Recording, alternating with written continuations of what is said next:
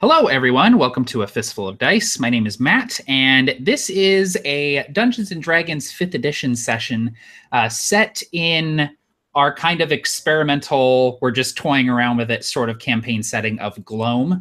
It's something that Tim and I have been talking about for a couple of months now, and we're sort of working on it, all of us at Absolute Tabletop, throwing in ideas and stuff like that. Just sort of a very brief top-down view.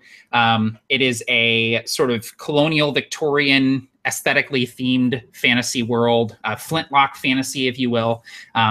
We've dubbed it sort of near apocalyptic. The end of the world has not happened, but it's sort of steadily encroaching. In this world, technology has brought an end to the age of old magic and destroyed these ancient wards that were keeping things like great old ones at bay. Now that those wards have been destroyed with the near extinction of the elves and the dwarves and their ancient magics, these horrible things have sort of seeped into the world, and this magic known as the Gloam, the twilight of all things, has sort of taken hold here.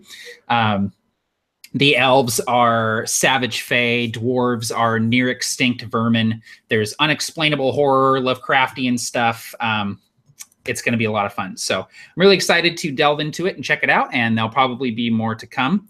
I also want to wish everyone a happy Gary Gygax Day. Today is Gary Gygax's birthday. He would have been 79 years old, and so it's fitting that we are rolling some dice tonight in his honor. So I'm going to let these guys introduce themselves, plug their channels if they have channels, and also briefly introduce their characters who we're going to be meeting in person here very soon. So we're going to start from my right to left with Tim.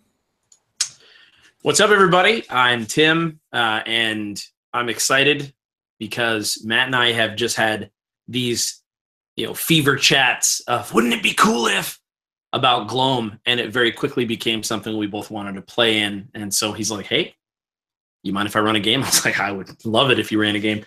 I'm playing Hezekiah Mercy, and I am a former Dawnhammer, who is essentially that's the organization that are monster hunters in our world. So I'm excited about that.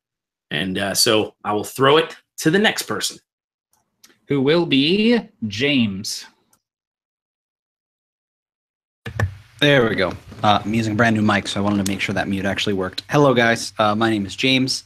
I am a half of Tabletop Terrors, quarter of Absolute Tabletop. I am playing Susie in the world of Gloam. He is a half-orc.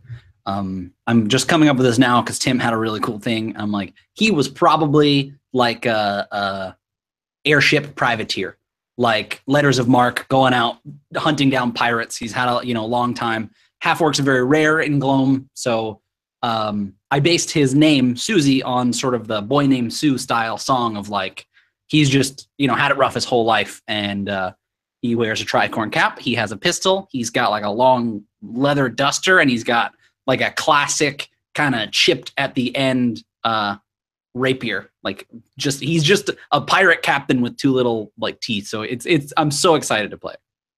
As soon as you said the chip on the end, I'm picturing just the like Pirates of Darkwater cutlass, like that Mickey exactly Mouse that exact sort of thing. Yeah, okay, just like cool. shing, and it's like way too shiny and it looks flat. You're like, what? How is that even a sword? That's perfect. All right, Megan, go ahead. Everyone, I'm Megan, and I am half of the YouTube channel Dice on Ice, with my fiance Connor being the other half. And today I'm going to be playing Dr. Anastasia Reeve, who has just ventured out from her small village in order to find a peculiar plant. And she's the kind of person who believes that this dark eldritch magic can be quantifiably dissected and kind of calculated and solved, if you will. And so we'll see how that turns out for her. Very cool. All right, and last but certainly not least, Austin. Hello. Nothing to plug yet, so but I'll be playing Atwell Halloran, a warlock librarian of sorts. Sort of a greasy fellow who has spent a little too much time staring into books and has now decided that he wants to go experience some of the horrible eldritch magic for himself. His, of course, end goal is to hasten the end of all things, because he's read tales of the prophecy that it's just glorious and he wants to see it for himself. Very cool. I love it.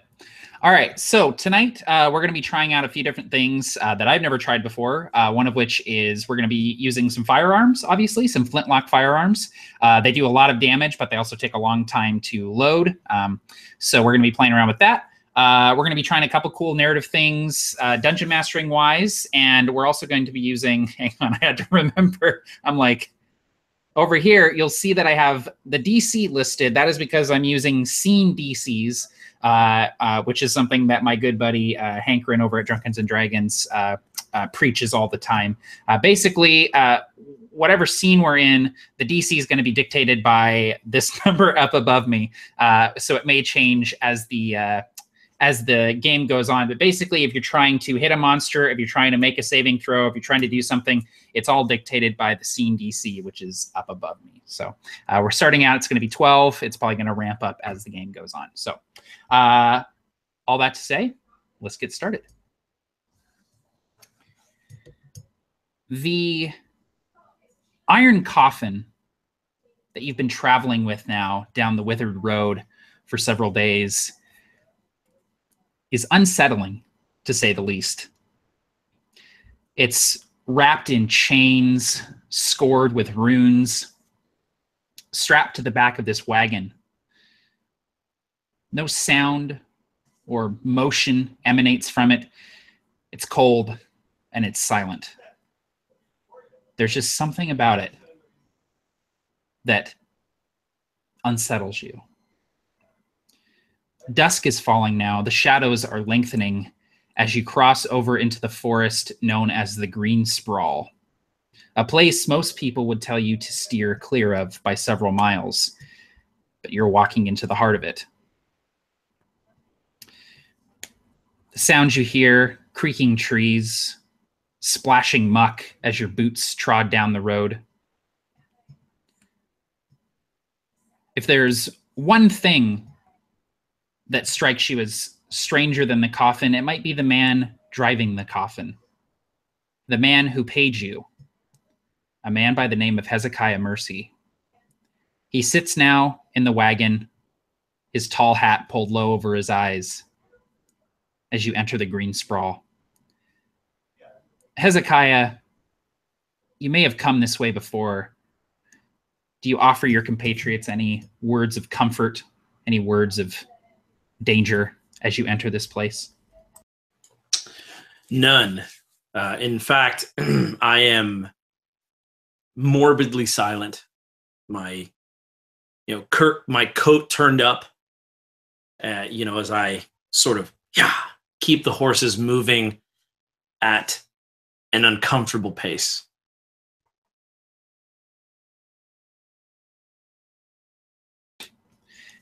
And the horses move at a fairly brisk pace, to the point where the three of you who are walking alongside the wagon have to almost trot a little bit to try to keep up with it.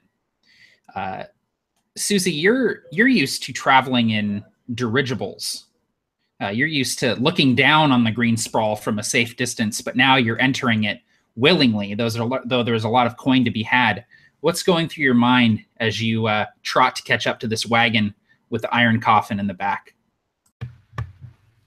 Susie is very comfortable on dirigibles. Like you said, sort of looking down, there are so many things that can come from this nook, cranny, alley, ditch, forest, copse of just woods. Being above it is always helpful. He's comfortable ramming other ships and boarding them and slaughtering people and throwing them over the edge. More so than, the constant feeling of something around him all the time. There's a comfort in flying through the air beyond the wind on your face and in your coat, and to some degree in just knowing that the only people that are there you can generally see for miles around, unless some of the storms start rolling in. So it's only the coin that's pushing him at this point. You know, he was trying to figure out a way to convince Hezekiah, hey, let's put this thing on a dirigible. We'll just fly it there. Not a problem. And he wasn't having it. So, you know, despite giving up a little bit to maybe contract a dirigible to just take it, he insisted that we take the road and the cart. So Susie's not too happy about that, but it seems like a quiet night. He thinks it'll be all right. Yeah, and if you did sort of mention to Hezekiah that it would be safer and easier to transport it on a dirigible, Hezekiah would have probably told you that that it's very important that the coffin travel overland. Is that right, Hezekiah? Absolutely. And you can see that, you know, Hezekiah is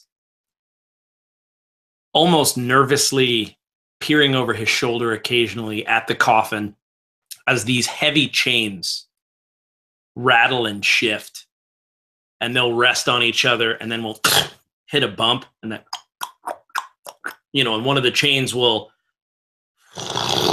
just sort of lurch and scrape, and you can see Hezekiah shiver and chill as he looks over. And had anyone suggested a quicker route, I would have insisted no.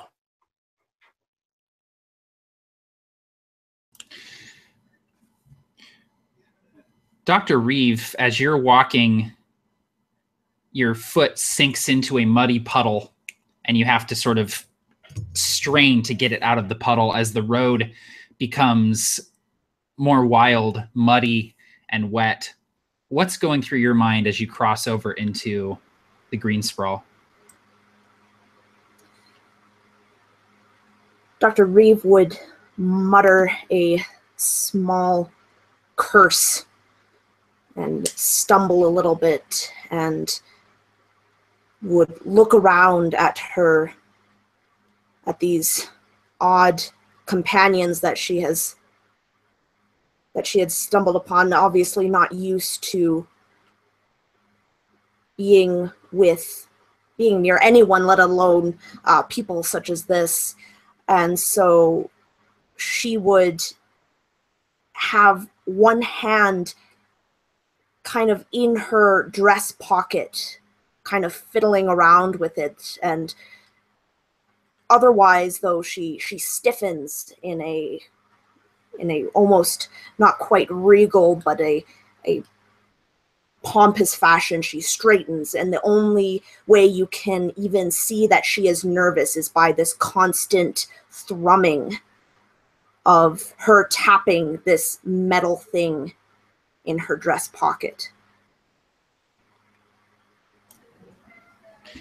And Atwell, as you're walking, a branch overhanging sort of catches you in the face, and there's a sharp pain as it whips across your cheek as the wind begins to pick up. You feel a chill on the air and a wetness to the air, and you know that by the end of the night, it's probably going to rain, and the road's going to get muddier, and the forest is going to get darker, and the wind's going to get colder. How are you reacting as you enter the forest? So Atwell isn't really looking up when the branch hits him, and it kind of catches his attention as he's actually got a little piece of parchment that he was kind of staring at absentmindedly as he walked. And then when he looks up, he realizes, you know, how much later it's gotten in the day since he started out. He looks to the coffin, looks to the road ahead, and turns to the people around him. It'll be rainy soon. Even wetter.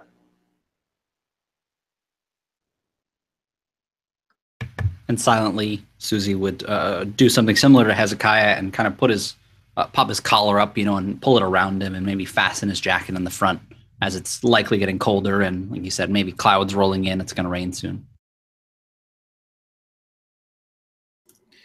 As the four of you walk, the two horses who are pulling the wagon leading the way, you can see through the trees dark hulking shapes, the ruins of castles and forts, long abandoned, as mankind sort of fled into the cities, leaving many of these places behind. You come upon a river. You hear it before you see it. It's not raging, but it's deep and it's moving fairly swift. You see that at one point there was a bridge here that connected one side of the road to the other, crossing the banks. But all that remains of the bridge now is pieces of wet, moldy timber. As you come up to the banks of the river, Hezekiah, you have to pull the horses short as you see that there's no discernible safe way to cross the river. The forest on either side of you is dense, too dense to pull a wagon through. You'll have to try and ford the river if you can find a shallow enough spot.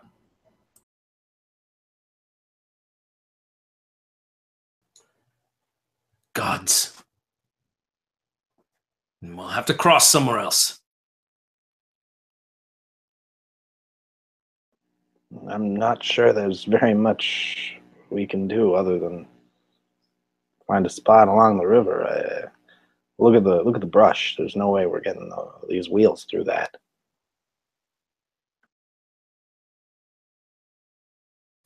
Aye. Well,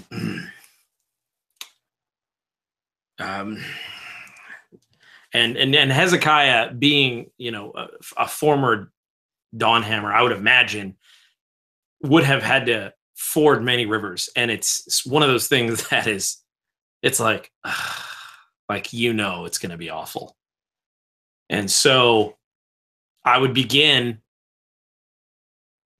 very leery of going too deep into the brush or straying too far from where we are, but I would begin to sort of look, and I would use a stick and sort of start poking around and just trying to see where it's least deep.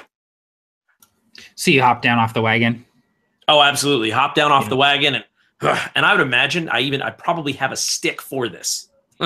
Yeah, you got your fording stick. Yeah.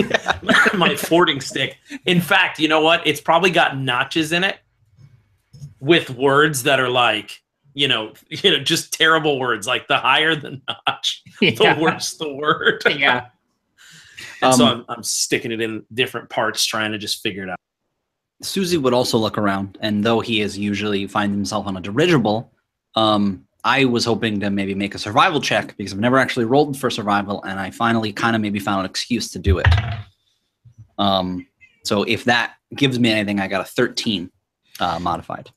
So to kind of look around for a shallow place where I might Yeah, absolutely. So between Hezekiah sort of poking around with his fording stick and you're kind of using your eyes to sort of look and see, you can find that not too far to the north through a path of brush that seems like you could probably get the wagon through it without too much effort.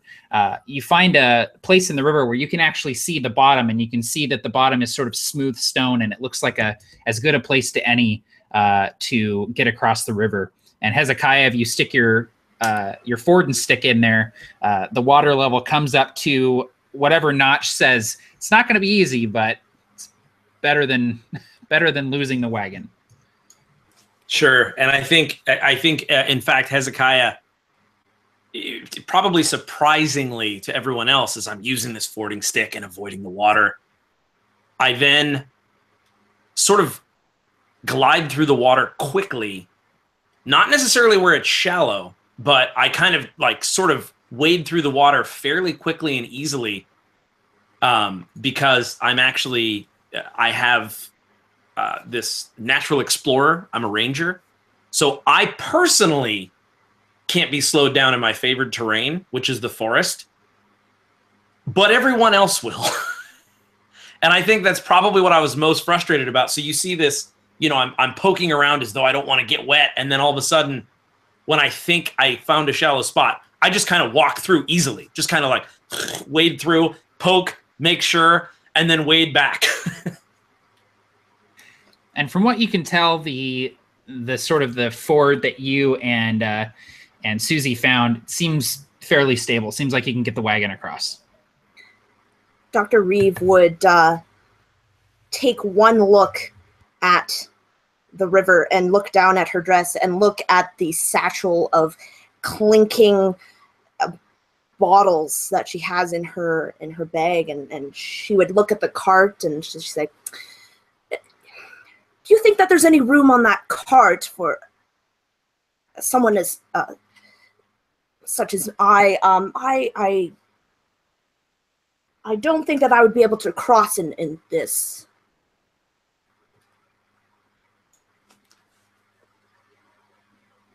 If you want to sit with the coffin, you may. But I'm not responsible for anything that may happen.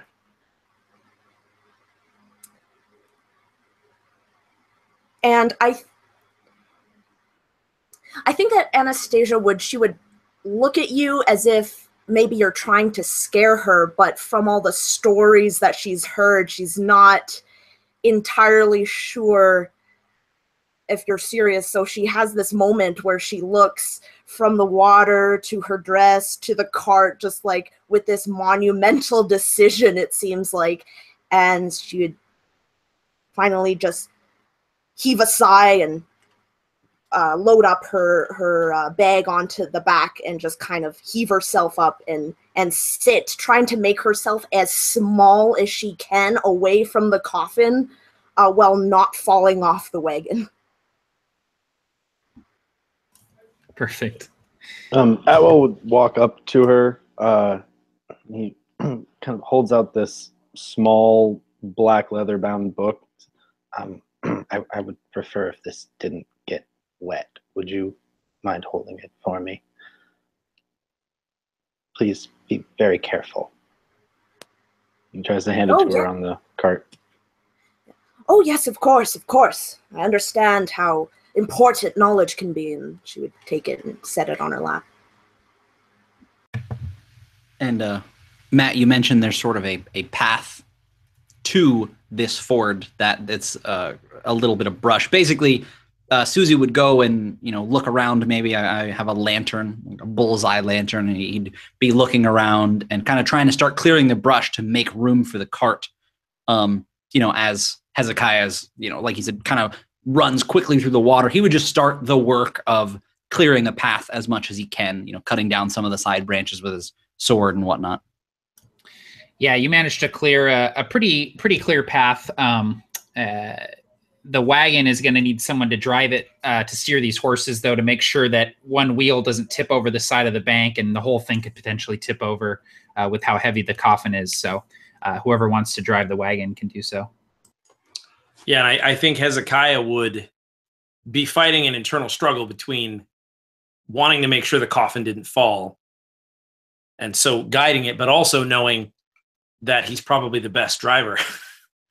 And so I think, he would call out, which one of you is better at driving this carriage?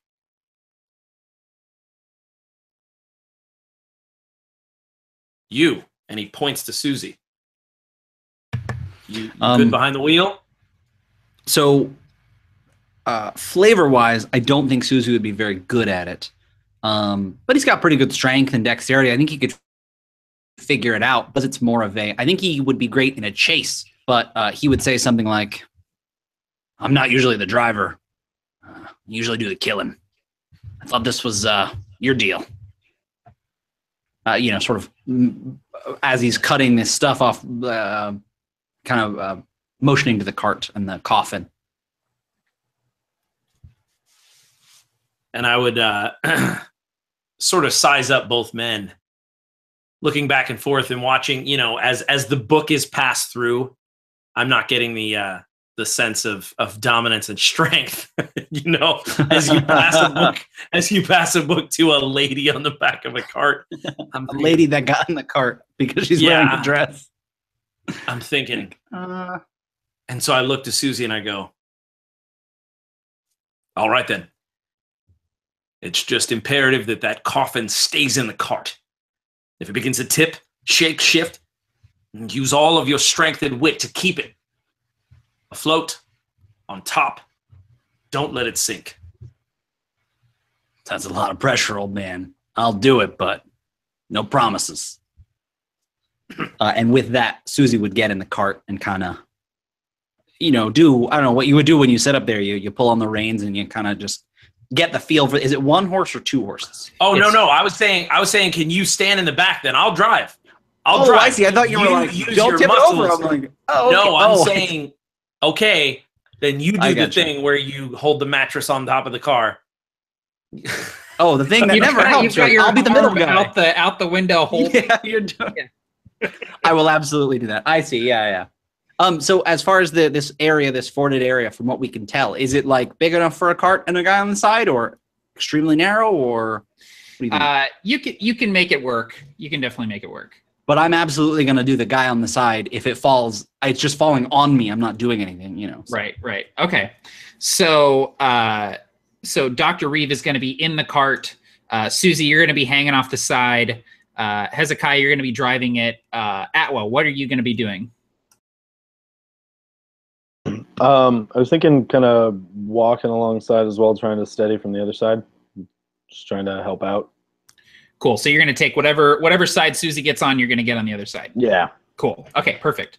So you manage to steer the cart fairly easily to the ford. It tips a little bit on the bank and kind of comes up on two wheels for a second, Hezekiah, and your heart kind of stops for a second as the cart begins to tilt a little bit before it slams back down on all four. As it does that, the chains securing the coffin to the cart clang against the iron of the coffin.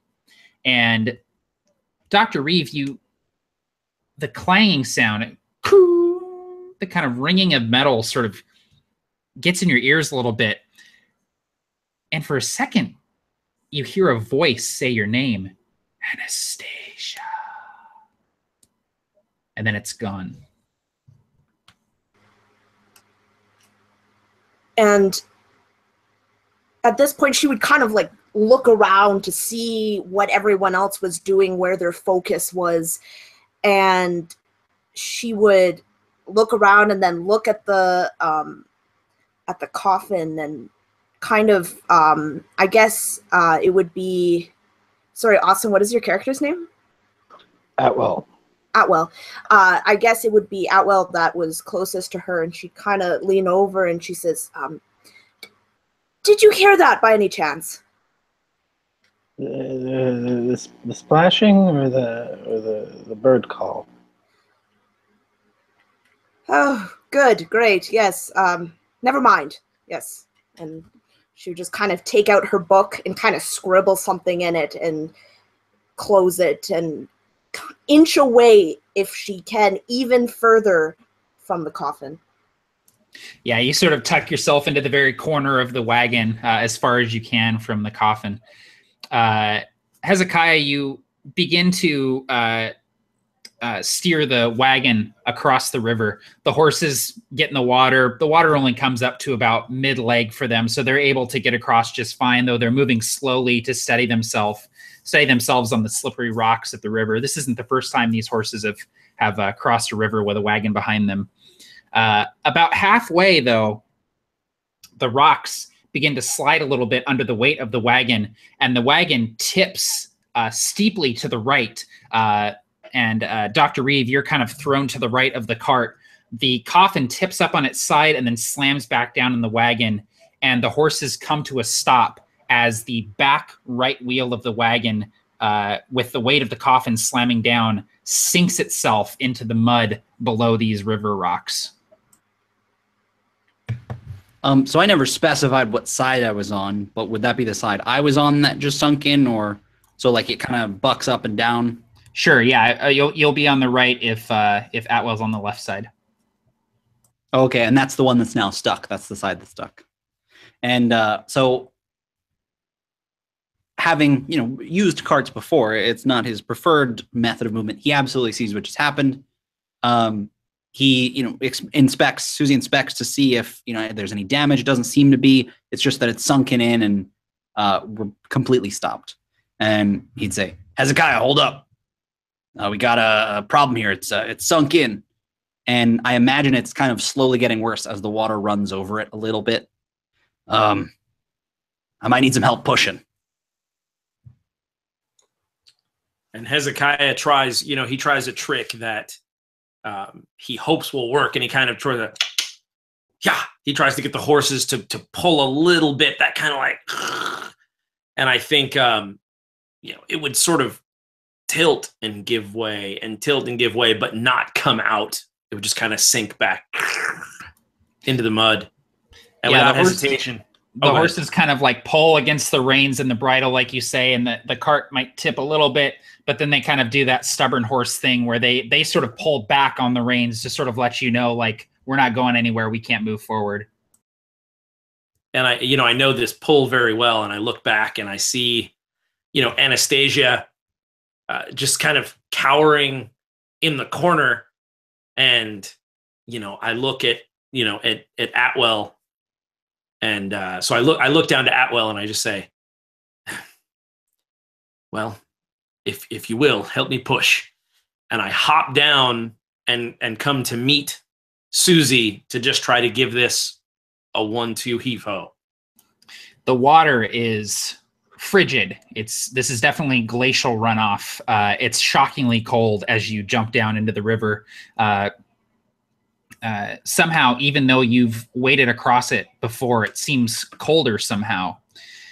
And you come up behind the cart, and so it sounds like the three of you are going to be trying to basically dislodge the cart, and Anastasia will keep an eye on the coffin, make sure it doesn't tip over.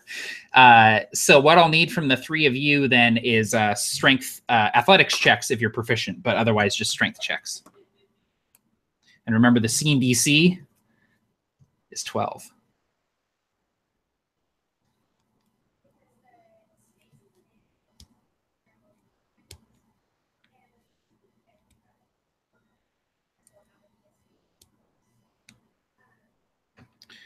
Cool. So it looks like we got 2 successes there. So all three of you sort of heave on the cart. You sort of get up under it and heave up to try and dislodge that wheel and get it up on the stones again. You begin to lift it up, and you feel it. You feel the mud just grabbing at this wheel, but you manage to just get it up out of the mud, and you feel that vacuum, that suction give loose, and you're able to get the wheel out of the mud. Dr. Reeve, in the cart, you're kind of keeping an eye out. You're looking at this coffin. You see something out of the corner of your eye, and you look downriver, or upriver, rather. Is it downriver or upriver? Like, if the river's coming towards you, if you're looking where the river is originating, is that upriver or downriver? Upriver, right? Upriver, Okay. Because downriver is the easy way to go. Downriver is with the current. Like Cool. downhill. Right downhill, exactly. Okay, you learn something new every day. All right, so you look upriver, Dr. Reeve. There's something in the water. At first, it just looks like the shadow of the trees sort of playing across the surface of the water. But then you see something black breach the surface and go back under. And you see more shapes breaching the surface and coming back under. There's something very large coming towards you, and it's moving fast. And she would immediately whip around towards the men who are pushing up this carriage, and she'd say, "Gentlemen, I know you are very busy with this, but and I hate to be the bearer of bad news, but I don't think we're alone in this river." "Not now, woman." "But it's," and she would just point over. "Look!" And immediately hearing her, just any sort of inkling of concern, and we're not alone, Susie would just draw both weapons and stop pushing immediately, no matter what's happening. Draw both weapons and just look around and say, "Where?" And then you start pointing, and he looks up. Would I see anything if I roll a natural 1? You wouldn't actually see anything, but you see exactly where Dr. Reeve is looking.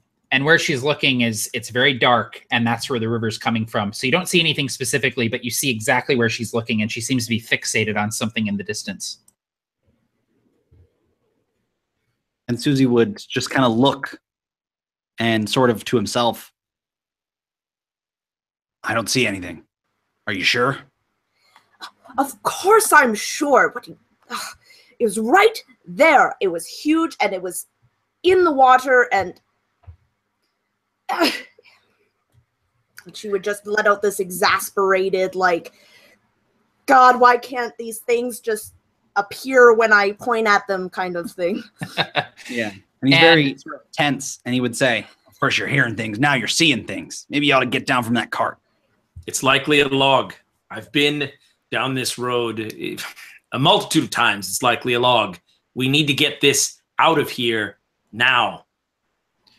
And Anastasia, the longer you look at the river, the more you think, hey, maybe it was a log. Maybe it was just a play of the light. Maybe there actually wasn't something there. But there's just this sense of dread that won't leave you. I need anyone who's not in the cart to give me a dexterity saving throw, please.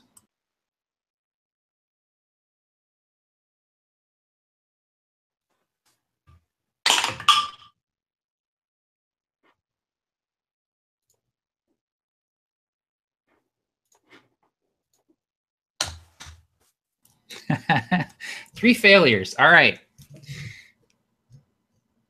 You, again, begin to push the cart a little bit more. You feel it start to give. And then you all see something moving in the water. And at first you think it might be a fish. But it's... Oh, yeah, Austin did make it. But it's something much larger. Hezekiah and Susie, you are both yanked under the water as something grabs your legs and pulls you under swiftly. It's so fast that you don't even realize you're being pulled until you're already underwater without having taken a breath, pulled beneath the dark water of the river. And Atwell and Anastasia, you see them both just disappear and go under. And Atwell, you sort of feel something brush against your leg, and you manage to sort of move out of the way before it can grab a hold. Atwell immediately starts to kind of clamber up onto the cart. Good idea. Very good idea. What about you, Anastasia? She is relishing in her small victory of, yes, I did see that thing, but then realizing, oh crap, like my companions have been dragged under, and she would immediately open up her bag and start digging through the various vials and so on. And all you can hear is like the clinking of glass and just muttering to herself, oh, damn, where is that? That's what she's doing. Hezekiah and Susie, I'll need strength checks from both of you if you want to try and free yourselves. Athletics if you're proficient. Acrobatics if you're nasty. I'm just kidding. It's just athletics.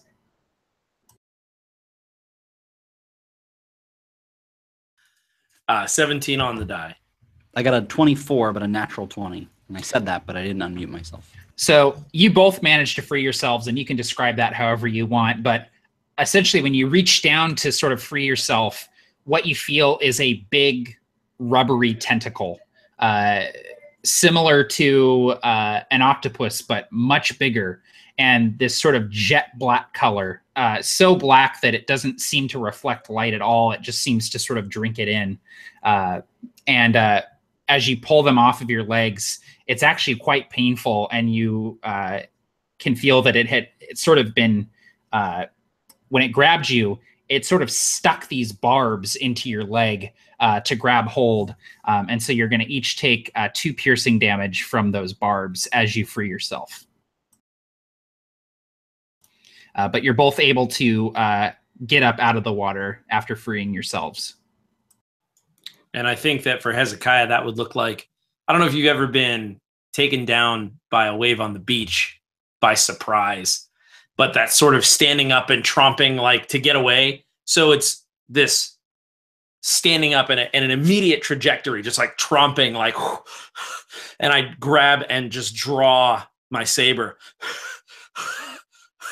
And that as water runs off, my leg, you can see the sort of blood mingled with the water.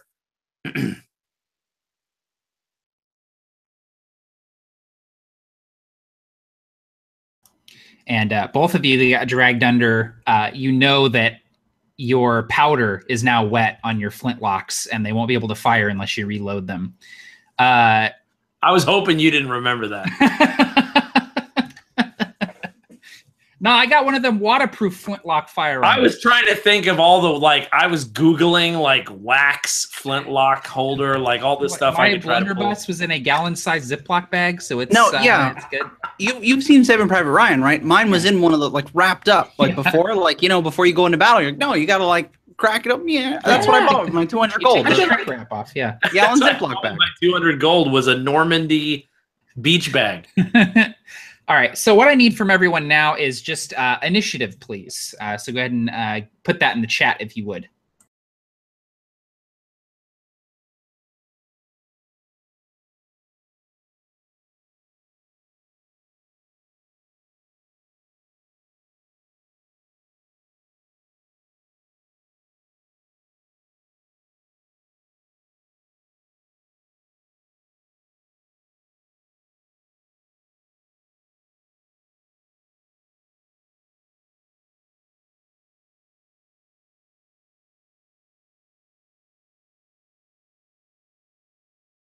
All right, so it looks like our initiative is going to be Susie, Hezekiah, Atwell, and Dr. Reeve. So as you all kind of get up and you're sort of trying to get your bearings in the river here, the horses are going crazy. They're lurching against their reins, trying to pull the cart. And as they're doing so, you can see the cart sort of straining and beginning to tip as they're sort of yanking it in one direction. So someone's going to need to try and soothe the horses as best they can before you can get this out of the river. You see upriver from you, you see something begin to take shape as it sort of breaches the water. It's hard to discern exactly what shape this thing is, but one thing is very clear. None of you have ever seen anything like this.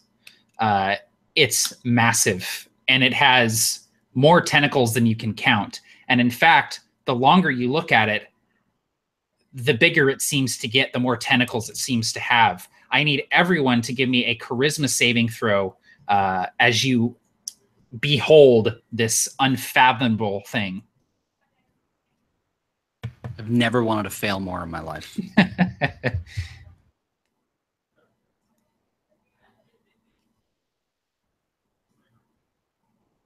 All right, anyone who failed the scene DC of 12, give me a percentile roll.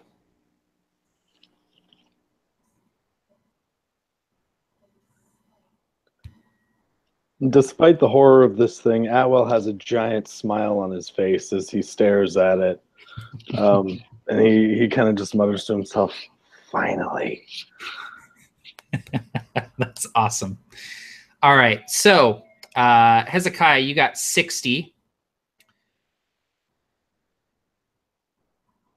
You are overcome with a flight or fight response. And as a Dawnhammer, you pick fight. Everything around you, the horses, your companions, they just look like black shapes in the night, closing in around you. For 3 rounds, you will attack the nearest creature to you, no matter who it is.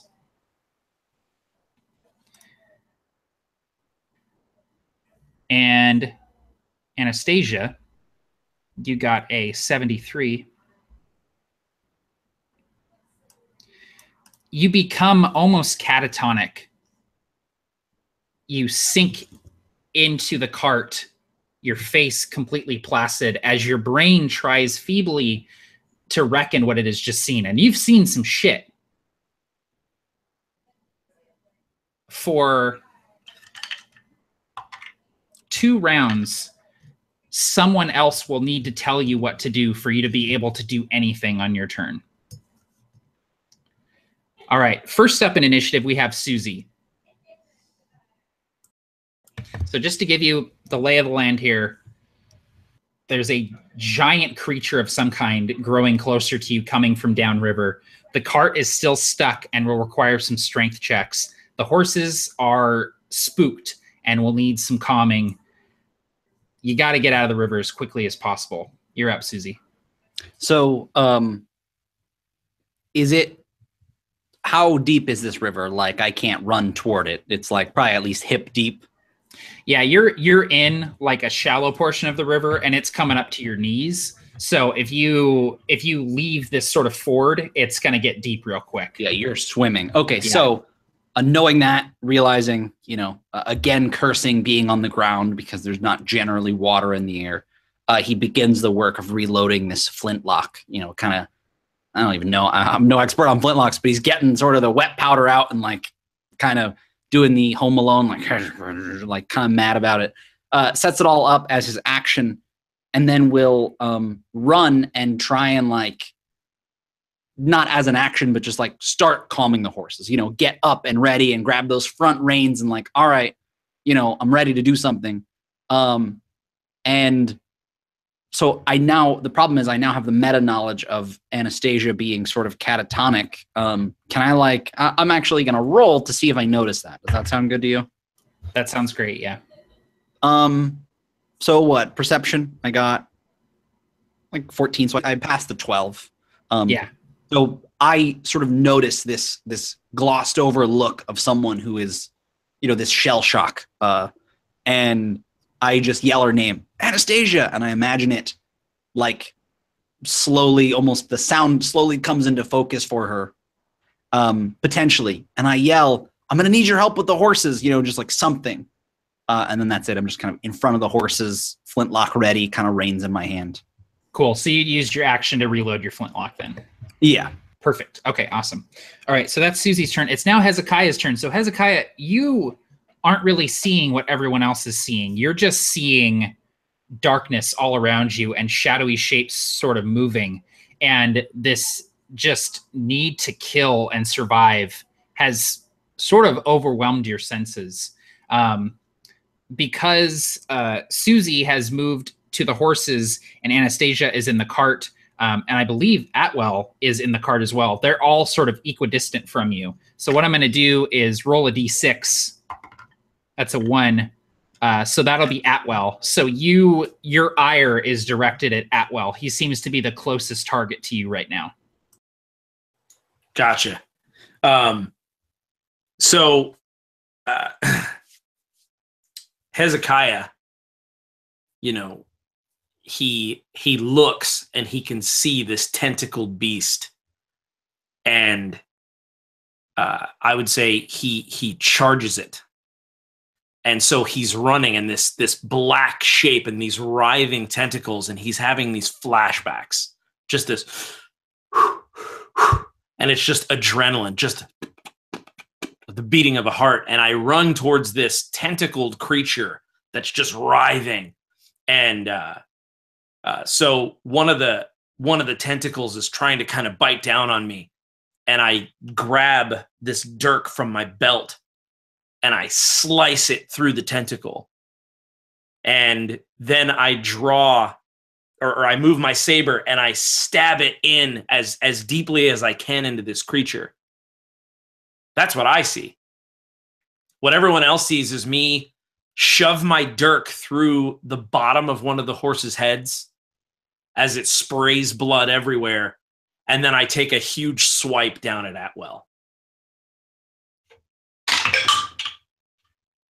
And so if we are doing legitimate PvP, that is a 16 to hit with my saber. So it looks like that'll hit. Okay.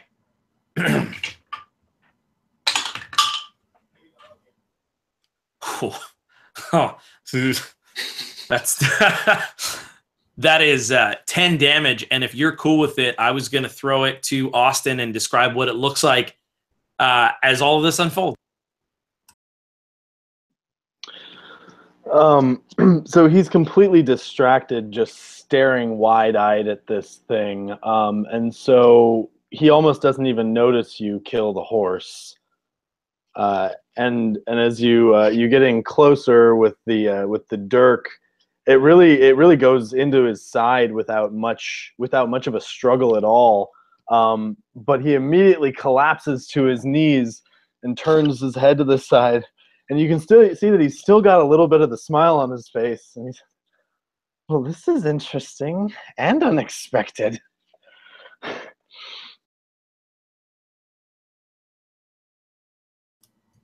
That's awesome. Go ahead and take a point of inspiration, Austin. I love that.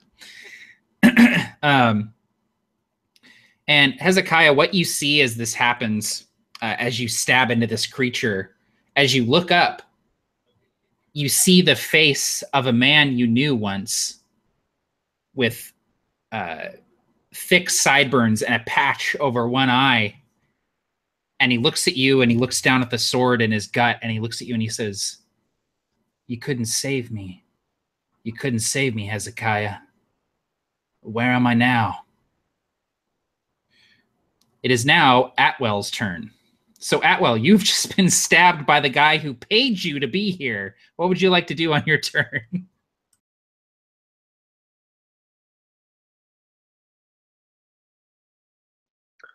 Okay then. Well, still grinning, but a little bit more madly this time. He slips his wand out, which he's kept holstered for now, but and he kind of giggles a little bit. Sorry about this, and he tries to fire an eldritch blast to try to push, mostly for the repelling blast aspect of it, but trying to push him away. Oof. So that's going to be a 14. Yeah, 14. I believe that just hits Hezekiah's AC of 14. Yes. Okay. And with, I don't remember, with Agonizing Blast, is it you always add your charisma mod, or you may add your charisma mod? Nah. I believe it just adds your charisma mod every time. So Yeah, I think that's right. Yeah. I believe it's also a D10. Oh, well, I only rolled a 1, so 4 points of damage, but you get pushed back 10 feet.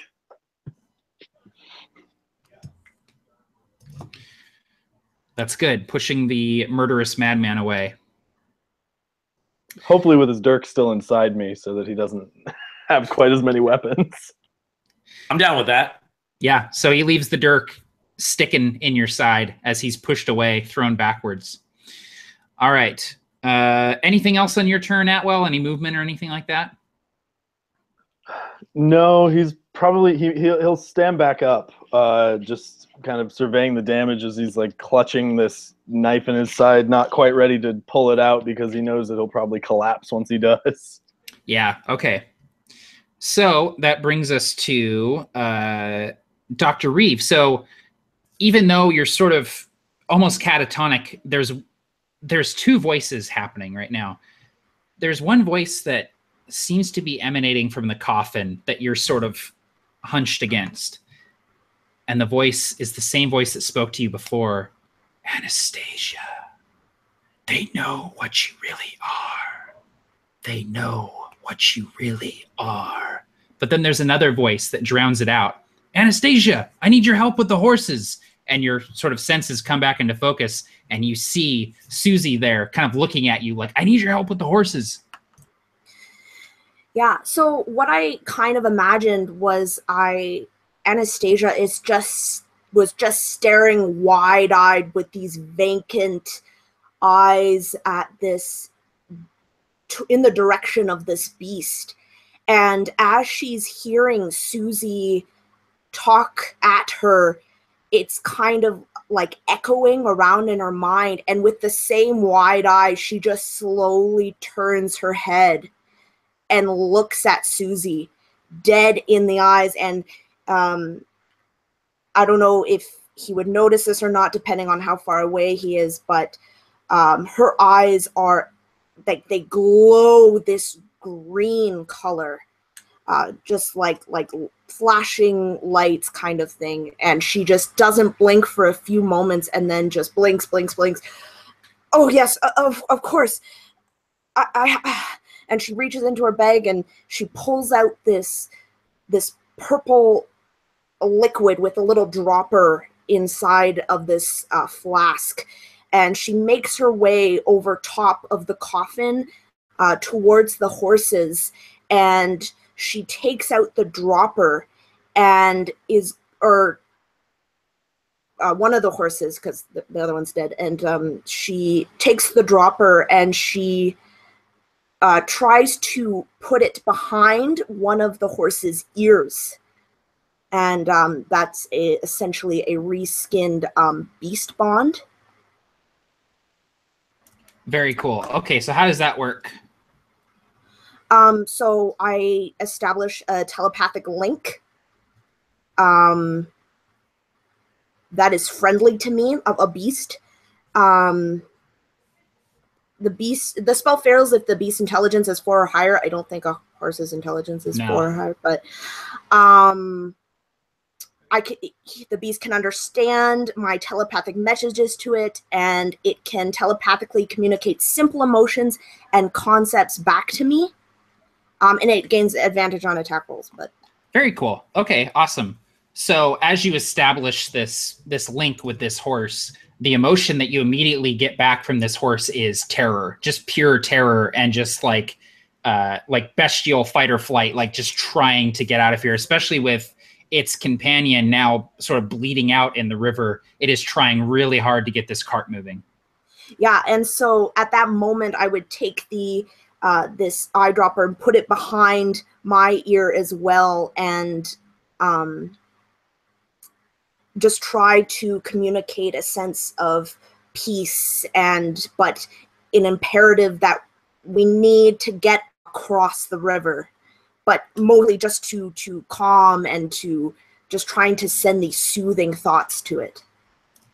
And you do so successfully, and you can actually see, and Susie, you see this as well, you see this sort of wide-eyed terror of the horse sort of calm a little bit, and you just see this look of determination come over the horse, and it begins to just sort of lurch against the reins, and you can see the cart is now sort of tipping forward rather than tipping over to the side. And you imagine that if you can, again, get that wheel loose, that you could get the cart out of the river. You may have to cut the other horse loose, though, as at this point it's just literally dead weight holding the cart back. Yeah. So that was Dr. Reeves's turn. Is there anyone in the water? It's Susie and Hezekiah. You guys are standing in the water still, yes? Okay. Yes, I'm standing there, yeah. Okay, so I'll need dexterity saving throws from both of you, please. Oh, Susie Q. Oh, what? I am adrenaline. 19. Unmodified. So you both managed to avoid the tentacles that are coming towards you through the water. The creature is close enough now where it's sort of eclipsing the moon. It's just this formless mass of flesh just kind of coming down the river towards you. Its tentacles writhing in all directions. So let's see. We're back up the top of the initiative with Susie. So especially based on the fact that Atwell didn't seem to like make a crazy noise, and they're probably on the backside of the cart, Susie would not notice what just happened. He wouldn't have known. Well, I guess he would have seen the horse dying and be very confused. But then, because Atwell was on the other side of the cart, right? So he would like run over there, sort of. I don't know. Either way, I imagine I didn't see it. But I see that he killed the horse. No idea why, but my first thought was I need to cut this thing loose. And so in this on this turn, I would use my action to, if I can, sort of cut. You know how they do it in the movies, like It's So Easy, where there's the two sort of sticks on either side, and there's just leather, and you just like cut them both, and you're Indiana Jones suddenly. I'm a pirate, so that's easy. No, but yeah, so I would try and cut whatever I needed to do that, and then as far as move, I would begin moving away from this thing, probably further down sort of this forded area, closer to the other side of the land. So not necessarily away like in the water, but just like, oh, if I need to run to land, I can.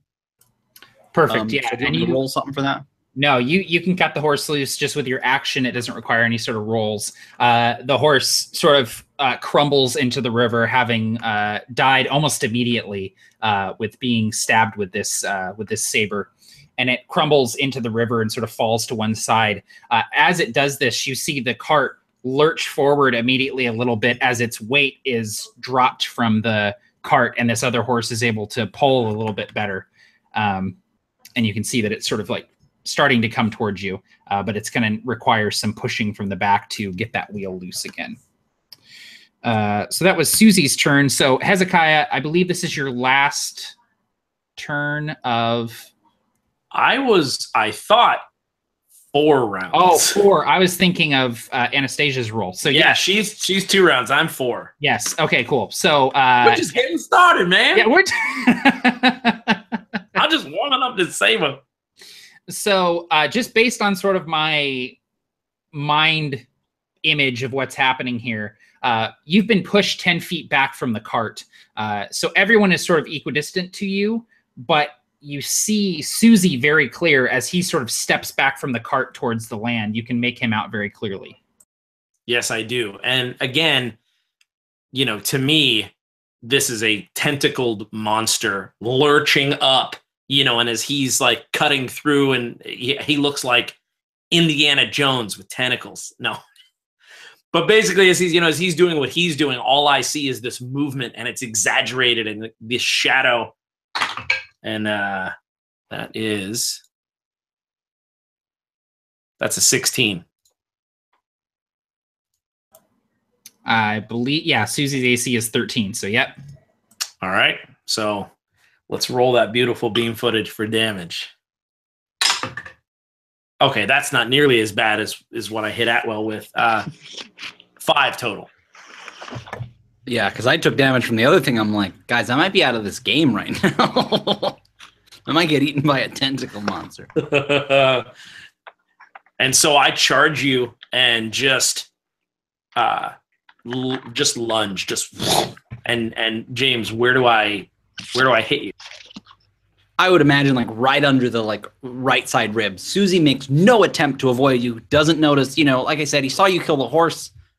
In the moment, he's not really considering it. Didn't necessarily see what happened with that while he was distracted. And then you come running at him. And he's like, oh, and like the last moment, he realizes you lunge, just not expecting it. And you stab him, and he goes, I knew it, you son of a bitch. Like he immediately expects that this was a setup, and plenty of people are after him. Susie has it in his head that this was sort of a way to get him alone and kill him without there being any questions.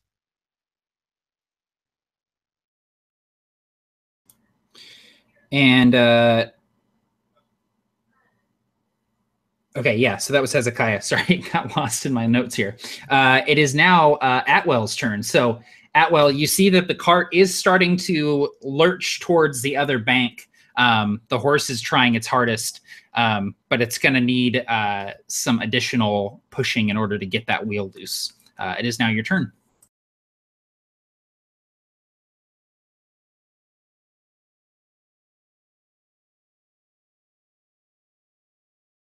Oh, I think you're muted, Austin. Yep, got it. Figured that one out right in time. Okay, so Atwell does 2 things.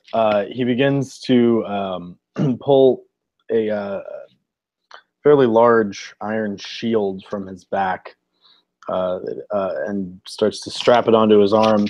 And as he does so, he thinks very quietly in Anastasia's mind, I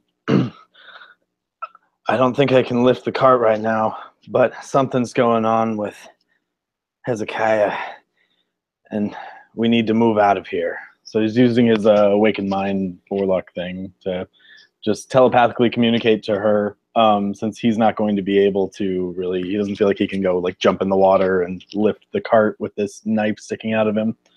But he kind of sets himself up at the front of the cart with the shield in front of him and his wand out, staring down Hezekiah and watching him,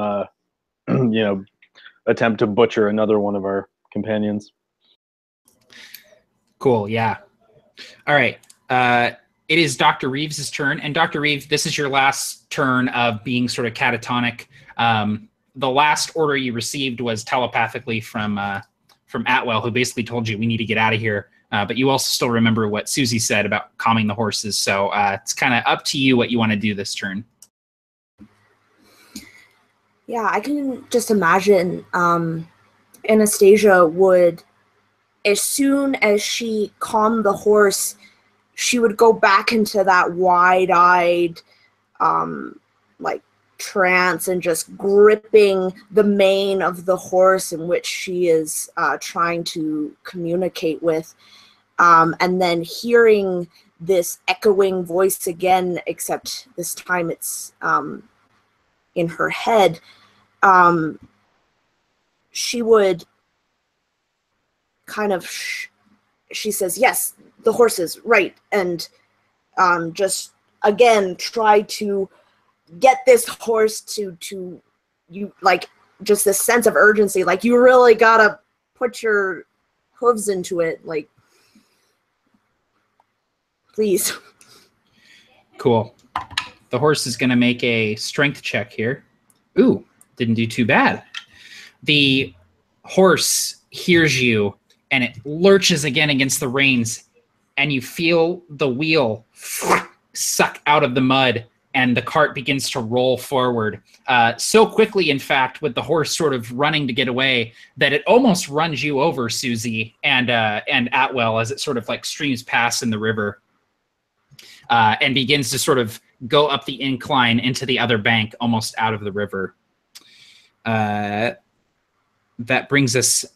is there anyone still in the river? I guess that would be Hezekiah, Atwell, and Susie would still be in the river. So go ahead and give me dexterity saving throws. Atwell is still in the cart. Oh, you're still in the cart. That's right. Okay, so just Hezekiah and Susie, please. Dexterity saving throws.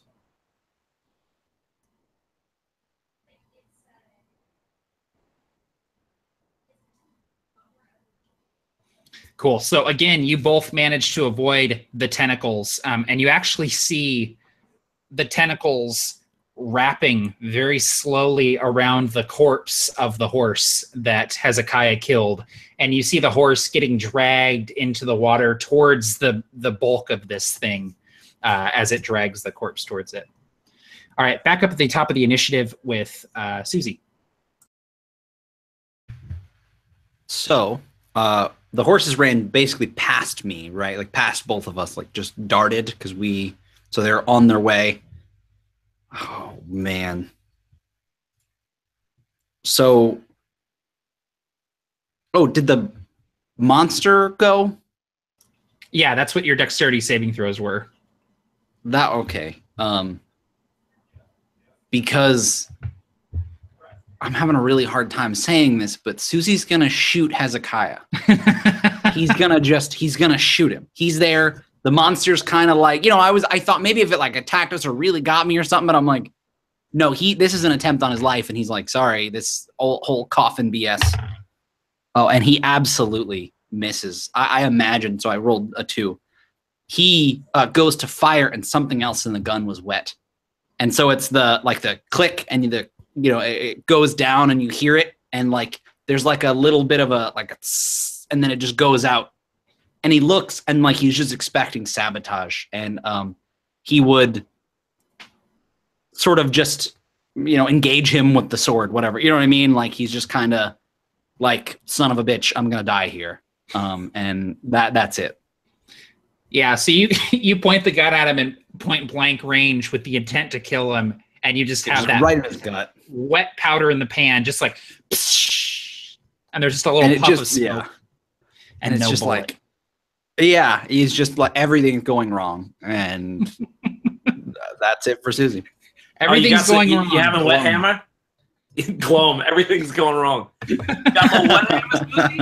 Susie's having a little wet hammer on the river. All right. So it is now Hezekiah's turn. I believe this is your third round of being a murderous madman. You have two more left. So it's your turn. Is it Susie who's closest to me since he tried to shoot me? Or right, so we're still kind of... Yeah, we're like still in. You're going to kill me. Oh, yeah. See, so I put a blunderbuss under your chin. No, I'm kidding. I'm just like, eat this. No, my powder's wet. You're lucky. But I'm just going to do just hacking now at this point. You're this just giant tentacle to me. Yeah, I have D&D Beyond. That's called stabby is what you're going to do. Yeah, hold on. Let me search it. Okay, I added it to my character. 16. Yeah, absolutely hits. Yep. Yeah. Why am I rolling so well when I'm killing my friends, but not when you're trying to move a damn horse cart out of the river? Ooh. That's 9 damage. Okay. So, real talk. I've never gone to 0 in 5th edition. You don't go negative. You just go to 0 and then make saving throws, right? Yeah. Okay. So I had 6 left. So he hurt me a lot. I'm not okay. I didn't do this wrong, right? So I had a hit die of what is that? A D6, I think. You're crazy. What class are you? Bard, which I think is D6. It did it for me, and then I just did average. Yeah, you get max hit points at first level, and then average after that. Yeah. Okay, yeah. So I just wanted to make sure because it felt very low, but I haven't played a bard before. So no question. Yeah, your hit die should be a D8. Okay, still dead though, but I had it wrong. So you were at 0 hit points, so which means you're going to 1 over exactly. Okay, so you're at 0 hit points. You're going to be making death saving throws unless someone stabilizes you. So okay, and if this creature doesn't yank you, it's yeah, exactly. Who knows? But yeah. I ain't gonna stabilize you. All right. This is not how I thought this day was going to go. Okay, so that was Hezekiah's turn. It is now Atwell's turn. So Atwell, you've got a dagger in your side.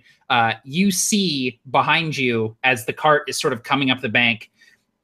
You see Susie go down, just splash into the water, and Hezekiah is standing over him with his saber out. It is your turn.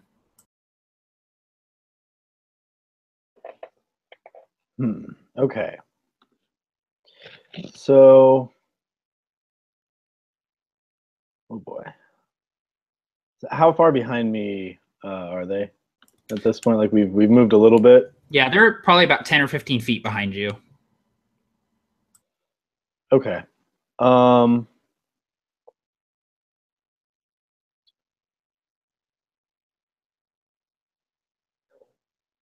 Okay, so I'm going to start by firing another Eldritch Blast at Hezekiah to try to push him back again. Because as much of a crazy person as I may be, I'm not necessarily heartless. So that would be that's a 20 to hit overall, modified. That definitely hits. So, 9 damage this time, and another 10-foot pushback. And I'll hop off the back of the cart, as painful as that's going to be, and try to make my way over to our new friend. Let's see, what's his name? I've already forgotten, and it's the only one that's not on the thing. So Susie. Why did I forget that? It's the easiest one to remember. So I'll head over to him and make my way towards him so that I can at least begin the act of trying to save him. For sure. Okay, yeah. So you move towards him. All right, awesome. Dr. Reeve, you're up. You are now alone in the cart. Is it still moving, or? Yes, still moving, and you are now non-catatonic. You sort of come to your senses, and you're able to act on your own. Right. How far away did you say? Sorry, 15 feet? Yeah, they're about 10 or 15 feet behind you in the river. Yeah, and so after the horses get onto the bank, Anastasia would look back to see kind of where everyone else is, and she would see the same scene that you had described before, and she would try to also jump off the cart while telepathically telling the horse to stop. It's okay. The danger is gone. You can just chill out. And she would run towards Susie, reaching into her bag and getting out like one of those billows. And I'm totally going to steal Princess Bride here. And she is going He's only mostly dead. Yeah. And so she would be putting some powder and some different ingredients into this billow, and she would just shove it into his mouth and just start pumping. And that's going to be a healing word, and I'm going to use a 2nd level spell slot. Beautiful. How much HP is that? That's 2d4. 2d4. All right, awesome. Do you want to roll that, or you want James to roll it? I'll get James to roll that because I'm awful at rolling.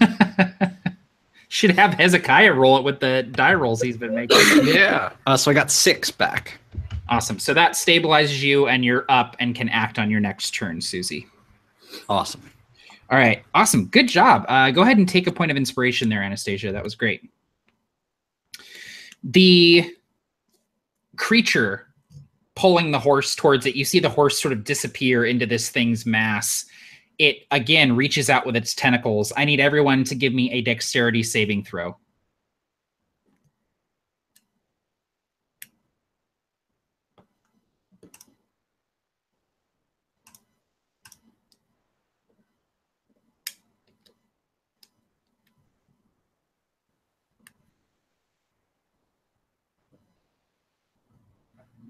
Oh my god. Oh man. Okay. So, Dr. Reeve and Susie, you're able to avoid the tentacles as they snake towards you. Atwell, you're yanked and pulled under the water by these tentacles, and you feel yourself start to drag towards this thing. Hezekiah, you're not even paying attention to the tentacles at this point. You're standing over your companions with bloodlust in your eyes. And as you're standing there, the faces of your friends sort of become clear to you. And you sort of realize what you've done. You see Susie, who is laying in the river, blood pooling beneath him. You see your friends injured and hurt. You see the handle of your dirk in Atwell's side as he's being pulled away from you. You realize what you've done, and the sword slips from your hands just as the tentacles grab you. They snake around your legs. They snake around your arms. They lift you up into the air. Tell me what your final thoughts are before you're ripped into roughly 5 pieces by this creature.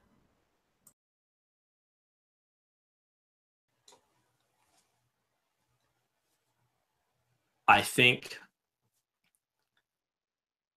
that it would be something innocuous and stupid, like the color of the moon in the sky.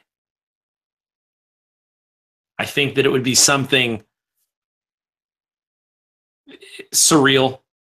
I don't understand what's happening as I feel my body begin to separate. It's quicker than I think I deserved.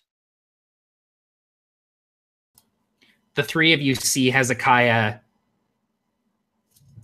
torn into pieces, and blood splatters your faces as he's ripped apart.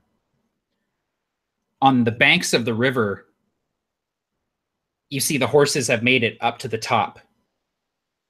The creature in the river, seemingly satisfied with its bounty, begins to recede back into the river. And as the horses go bounding up the bank, you see the cart begin to tip and fall, and the coffin tips out of the cart. The chains holding it break and snap. The cart tumbles, the coffin falls out, and the lid opens. And a man rolls out. We are going to take a quick break.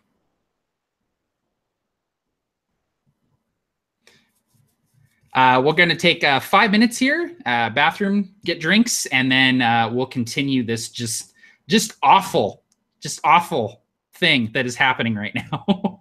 We'll be right back.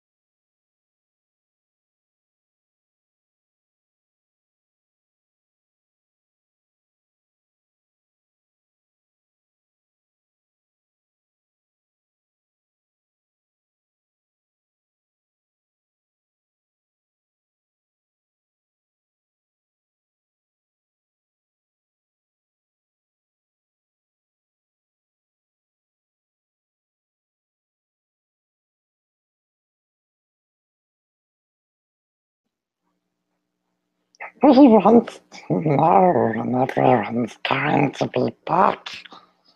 Because we're back already. Oh, is there only one?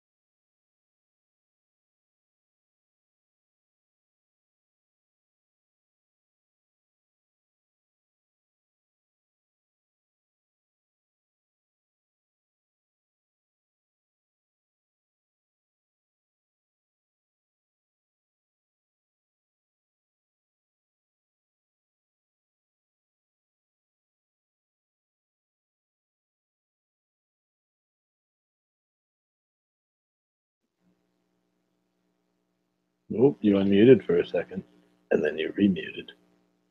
Are you back, though? Nobody knows what you're talking about.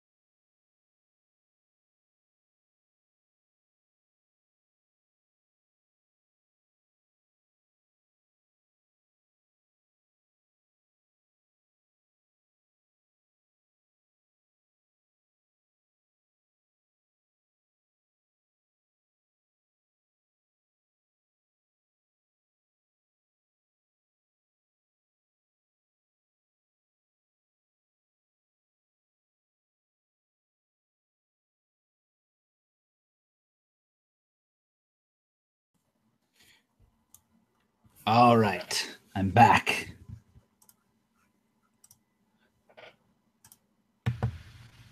I now understand the sound I hear every time Mike unmutes his mic. Oh, the sound of the Yeti button? The Yeti mute. But I love it because I can be on the D&D Beyond page, and it's not like, okay, Susie, it's your turn. I'm like, oh, I got to find the page. I'm like, nope, just a button that's always directly in front of me. Yeah, it's really nice. It's great for like when I record podcasts and stuff, like to just be able to click it. But I realized that the clicks show up in the podcast. Like I was listening to some episodes of Roll Up and Die, and there's little like when I start talking, and I'm like, oh, I got to stop doing that. And that's why I hear it, and I'm like, well, it's a small price to pay. The thing is, there was a mute on the headset I always used. Yeah. I'm like, it's much the same. I'm like, there's no, but I do love being freed from the headset and knowing that my threshold on the headset, it was like I had to talk loudly and it never picked up the beginning. I'm like, this is so much better. Yeah, no, I love the Yeti, man. I don't think I'll ever need another microphone. It's so nice. Yeah, and you just USB, plug it in and you're good. Yep. Good to go. It's awesome. It's awesome. Good to go. All right, we're back. So, Gideon, I want you to describe to me what it feels like as you roll out of this coffin. It feels like when you laid down to take a nap and you ended up sleeping for way too long, as I roll out of the coffin and I see light for the first time in I don't know how long, I feel weak. I feel frail. I feel confused. I remember before the coffin, but I don't remember anything after. And I would come to my knees, and I'm a sort of a thin, gaunt-looking man with thick sideburns and an eye patch over one eye. And I would immediately just kind of take stock of my surroundings and probably see the creature retreating into the distance and see the blood-soaked river and see the three people standing in a group just sort of wondering what the hell is going on. And I would just look at them wordlessly. And Susie, as your ribs drip with blood from Hezekiah's saber that's now at your feet, what's going through your mind? Just confusion. Having seen he's killed countless people. He has seen countless deaths. He's lost friends. He's killed enemies. But he's never seen anything like that. Nothing. Both the monster being torn apart. So many things happened so quickly. He was stabbed by somebody that was paying him. The mourning the loss of the gold that you probably had on you that he would have loved to have taken if he did kill you. And he sees the coffin, the person roll out, and he has no idea. But the first thing he would do, given the chance, would be get his weapons, stand up, and sort of rush over to him. Again, still with this suspicion that something from his past has come back to bite him. But he's a little less concerned now that so many things have happened that couldn't have been orchestrated, and you dying, he just has no idea. But he's definitely on his on his toes.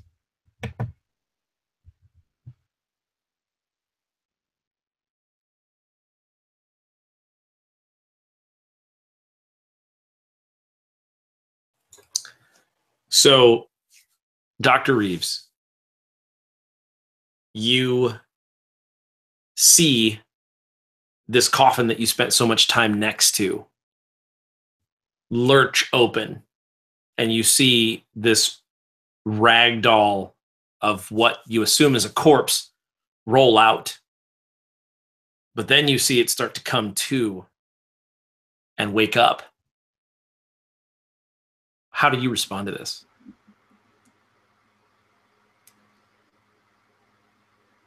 Dr. Reeve would look up from putting away her bellows and see this sight, and her face would immediately pale. But in the next instant, her eyes would light up with this curiosity about what has just transpired, and she would take out her notebook and open it up and begin jotting down things and start to approach this man. And she would still, and then she would kind of close her book, look back around to see if the monster had actually disappeared, and shaking her head, trying to get rid of the image that she had just saw of Hezekiah being just totally ripped apart, and then just returning her focus back to this man and say, Who are you? I would open my mouth to speak, and my voice would catch in my throat. And I would sort of gesture to my mouth and make sort of a drinking motion. Oh, yes, of course. And she would just kind of run around trying to, she would take out a flask, kind of sniff it, nod, dump it out, fill it with water, and hand it to him. I would drink it gratefully. Thank you. My name is Gideon. Gideon Chambers. I'm not sure how long I've been in there, but I think it's been a while. There should be a man. Hezekiah was his name. Is he here? Oh, heavens, no. He was, unfortunately, and she's trying to like look for the words to put it as delicately as she possibly can. Atwell steps in at that point and says, he's here, and I think a little over there, and I think some of him's right back here. I would sort of nod a little sadly in understanding and say, the Gloam finally came for Hezekiah Mercy. Can't say he didn't have it coming. And I would stand up very shakily and sort of catch my weight on the side of the cart that's tipped over.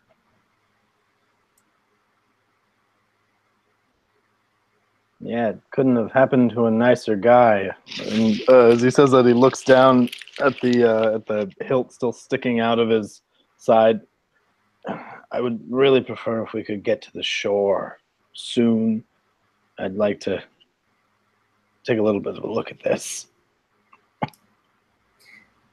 And Anastasia would just begin just writing down things in her notebook and circling Gideon, just like looking at him a little bit, writing something down, checking, kind of going up to him, kind of sniffing him a bit, writing something down. She says, interesting. Well, I should have more questions later, but it seems like you've gone through quite the ordeal, so I've been told it is very inappropriate to bother people who have gone through such an ordeal, but later. And she would just kind of walk away in her own thoughts, just jotting things down and looking around. And so I'm not the first man who's rolled out of an iron coffin that you've had the chance to interview. And you kind of turn around, she's like, well, there was that one man, but he was more in an urn, not a coffin. So this is a first for me, definitely. And I would sort of nod, and I would limp and stumble down into the river, and I would sort of just be kind of looking in the water. I would find the saber still covered in blood, and I would wash the blood off and sort of sheath the saber just into my belt because I don't have a sword scabbard. And then I would look some more, and I would find the blunderbuss that Hezekiah carried, and I would check and see that the powder was just soaked. I would tuck that away. And finally, I would see that hat, and the hat would be kind of floating by me in just like a pool of blood floating on the top of the water. And I would grab the hat and shake it off. And then I would reach inside of it and pull out this little trinket, this little iron circle with a line through it, the symbol of the Dawn Hammers. And I would just kind of kiss it and make the same symbol in the air with my hand and say, rest easy, brother. The darkness comes for everyone. I hope it greeted you as a friend. And I would throw the hat back in the water and then come back onto the bank with my weapons that I scavenged from my friend's corpse.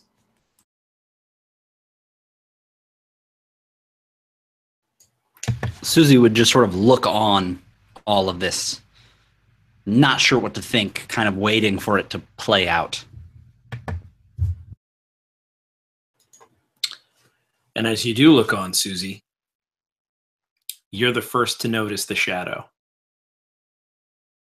And as Gideon kisses the coin, and as he lines the air,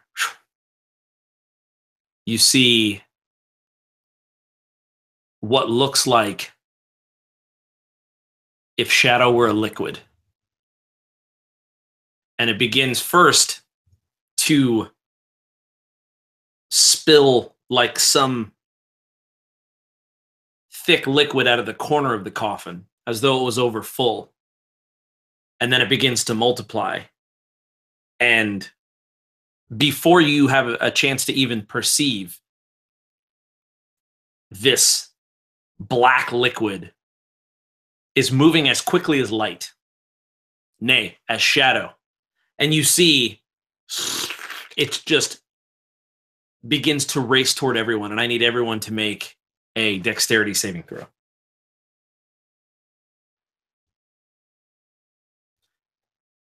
And so it's strange and angular. And it begins to hit these imaginary barriers as though there are pillars that you can't see with your eye. And it's then, Gideon, that you maybe remember something about the coffin. And you remember that it's terrible. And all of you are able to sort of gingerly step out of the way of this strange flow of black fluid as it's just inking the entire landscape. And you're able to move and shift. But then there's a sort of an odd sound, a lurching, as these puddles of gloam begin to drip upward toward the sky. And it's everywhere. And as it's doing so, you cannot see a way out. Maybe if you could just get across, maybe if you could stand where the gloam is not, these small, dotted, dry pieces, maybe you can get across. What do you do?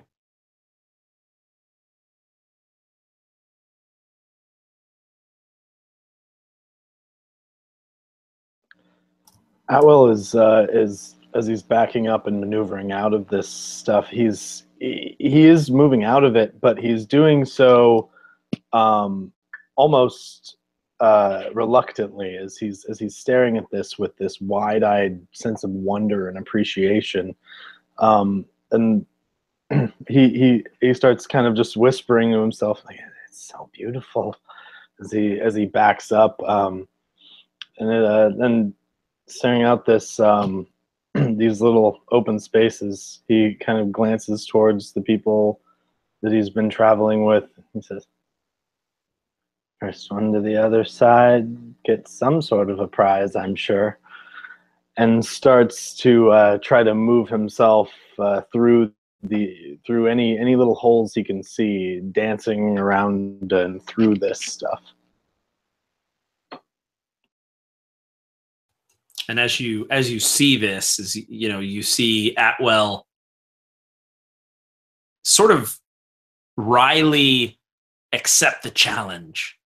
You know, he called it a game himself. And so as he begins to sort of saunter and oddly shift and shake, Dr. Reeves, I want you to describe to me what it looks like as one of these gloam puddles attaches itself to your leg and begins to slowly pull you up with it.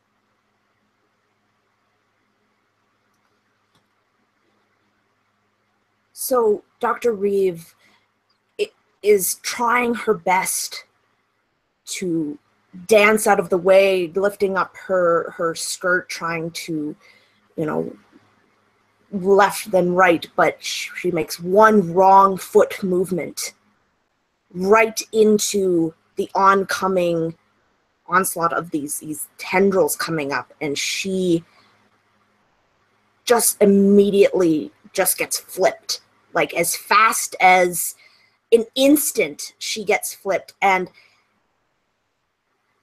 she looks at her leg, and she can see her leg is kind of changing shape a little bit and showing this grotesque, almost dripping skin where the gloam is touching. And she just begins to panic.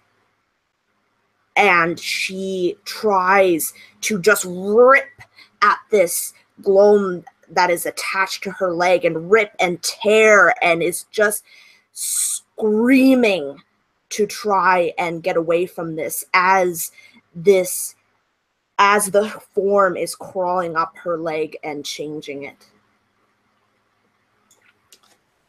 And it's beautiful in a way. And you reflect on that for a moment against your best judgment, and you think about life.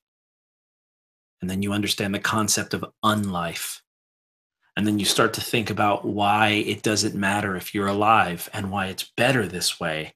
And as the gloam flips you, it has spectral force, the likes of which you've never seen.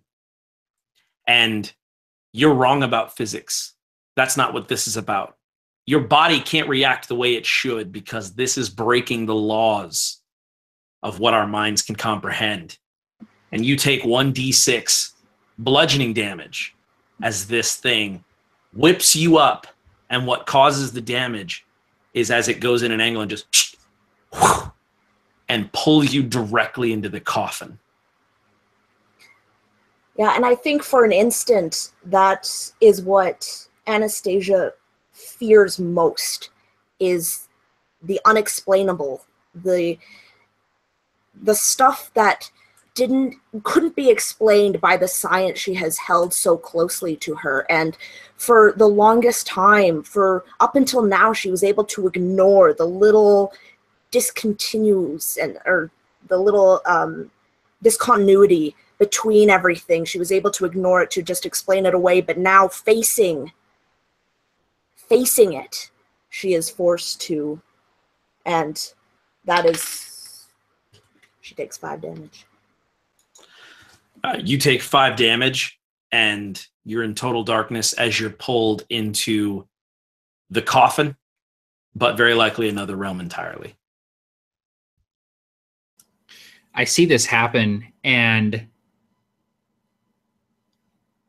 I look around at this inky blackness that is just dripping up towards the sky.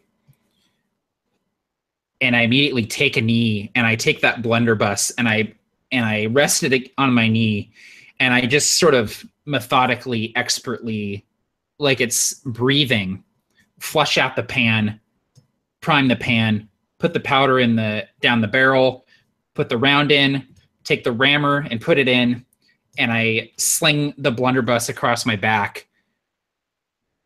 And I imagine, since Atwell is already sort of moving across the gloam, Susie is probably the closest one to me. And I look at Susie, and I see that he's a half-orc. But it doesn't matter, because we're both the same in this instance. And I look at him and I say, we can't leave her in there. I don't remember exactly what's inside of there, but it's not good.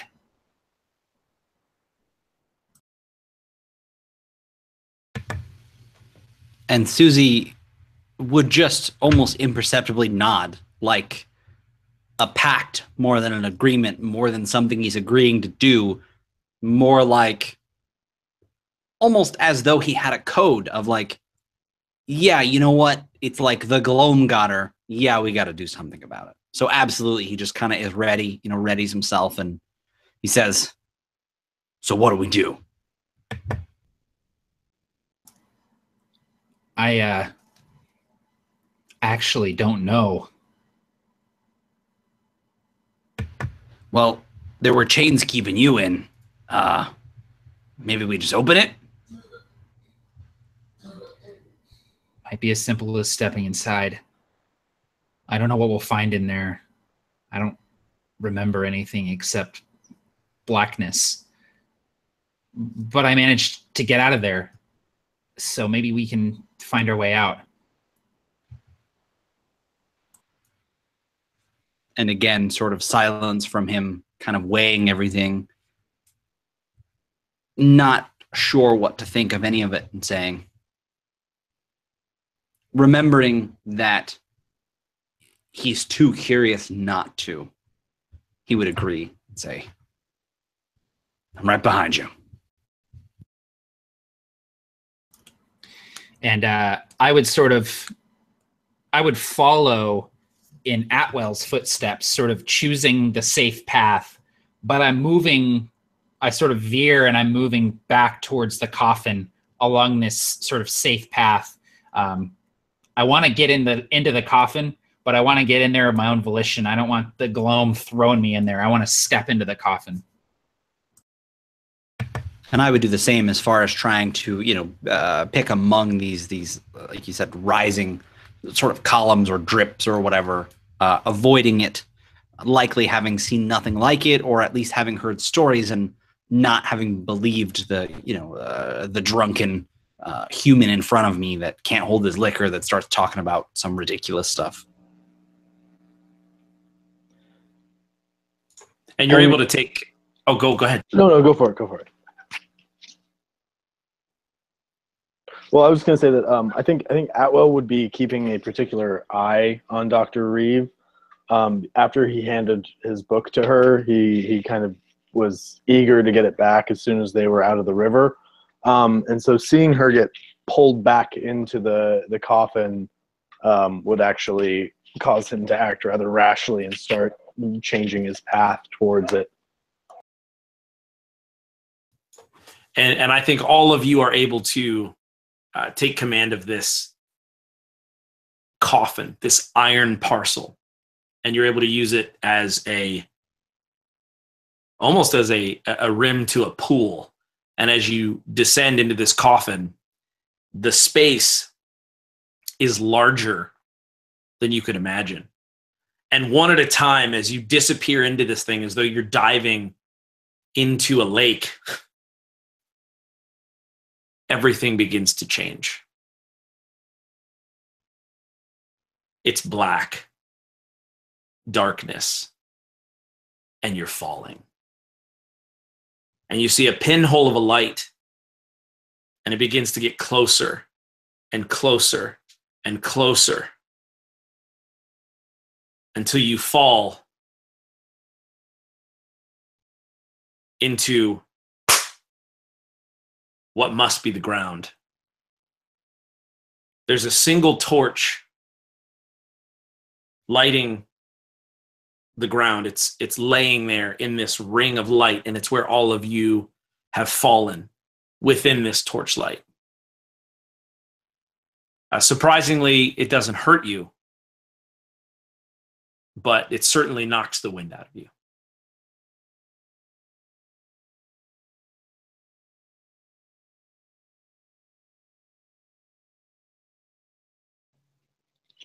Atwell lands almost directly on top of his shield, kind of face down.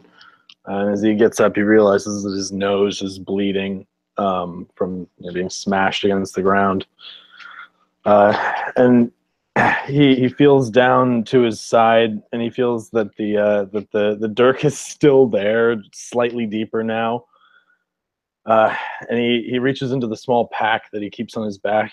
All right. Damn it. It's before this goes any further. And he whips out a health potion. And he steels himself, takes a few very shallow breaths very quickly. And he rips the dagger out and then immediately starts chugging the potion.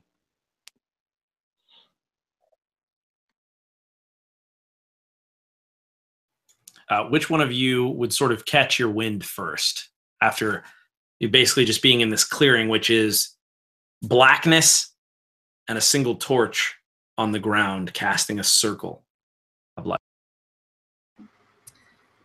I think that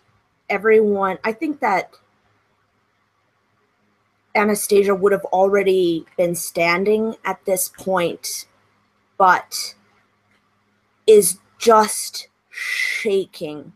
She doesn't seem to be all there, and she's just kind of muttering to herself, just, no, this isn't happening, this isn't happening, and just keep saying that over and over.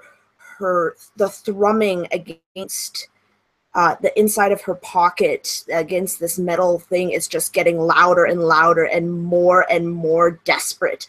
And she doesn't really even seem to notice that her other companions have followed her into this place.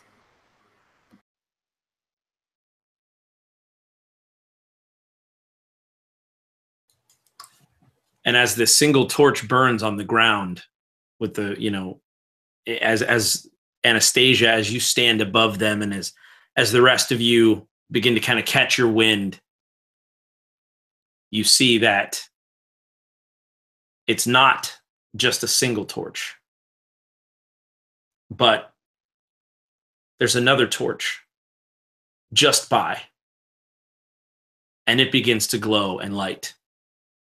And another, until there is this area lit by 4 torches, one for each of you. Atwell turns towards Gideon. Is this what you remember? I don't remember much, but yeah, this seems really familiar. A little too familiar. I just got out of this place. Now I'm back here. Atwell moves over to Dr. Reeve, offers her his hand. Says, he reaches out like he's about to help her stand up, and he's like, if she begins to reach for it, he says, my book, please.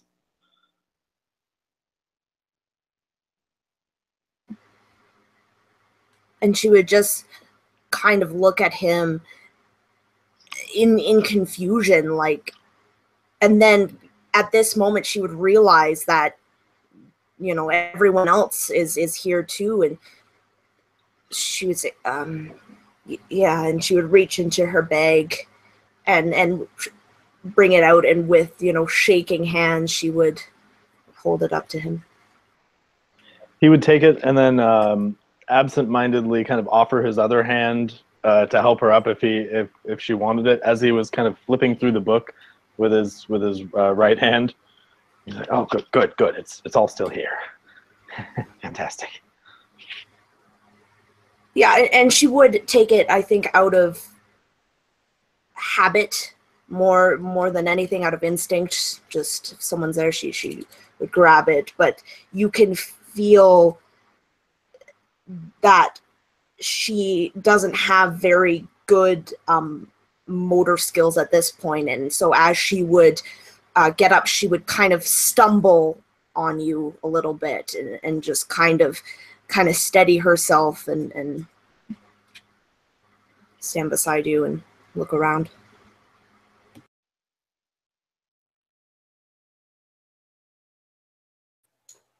Susie, what are you doing at this point? He's sort of still taking on a very similar thing where it just confusion, watching these things unfold and completely unbelieving of what's actually happening. Having no idea why, beyond his own curiosity, he would have not taken a horse and gone back to town. And he just kind of, watching this stuff play out. He makes sure this time that his pistol is good and loaded, and there's I don't know, Matt said a lot of words. The pan is good and the eggs are all fried, and he's got a sword. He's ready for whatever happens. But he just kind of silent, looking around, no idea what to expect at this point. And you know, and you do, and as you have that grand slam from Denny's in your musket, you, you actually, you know, you look over to Gideon because there seems to be movement of darkness upon darkness. And so Gideon, you see directly above your head a thick, writhing tentacle attempting to creep in and slowly wrap itself around you if it could, but you notice immediately that it can't get into the light. So the tentacle is wrapping and writhing just close enough in the light, but it can't get in and it retreats back.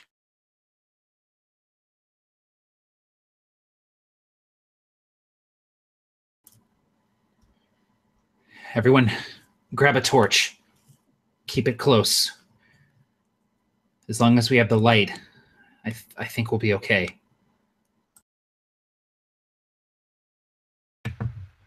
Sounds good. And I would put my sword away and hold a torch instead. Pick up one of these torches.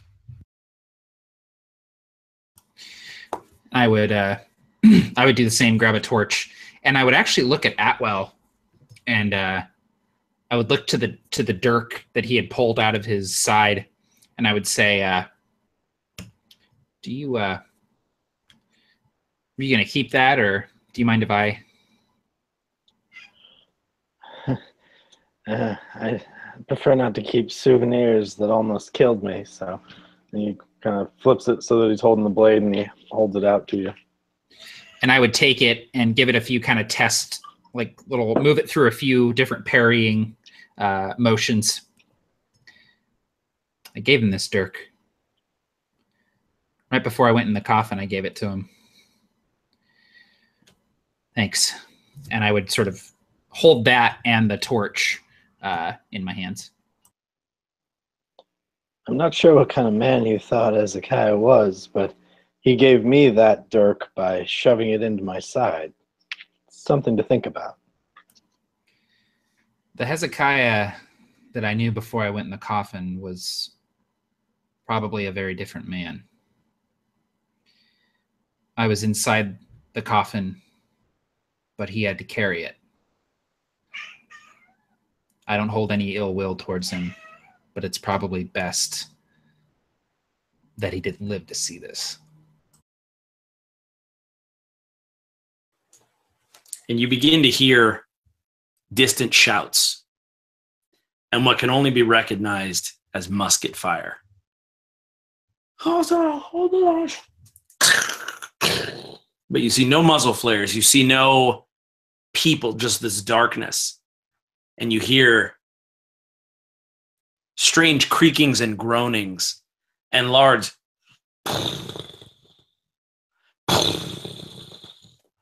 and then it fades away. And then it'll come back and emerge. And you start to hear this all around you as your torchlight begins to dim just a little. Atwell flips open his book in one hand while the light is still bright enough to read it, and he flips to a few pages in and he rereads a little section of it, and he snaps the book closed, and he starts to kind of quietly mutter as he touches the front of his shield and casts light on it. Does the light from this spell seem like it's normal, the normal brightness, or does it seem like it's at all dimmed? I would say that it's extremely dim. Okay.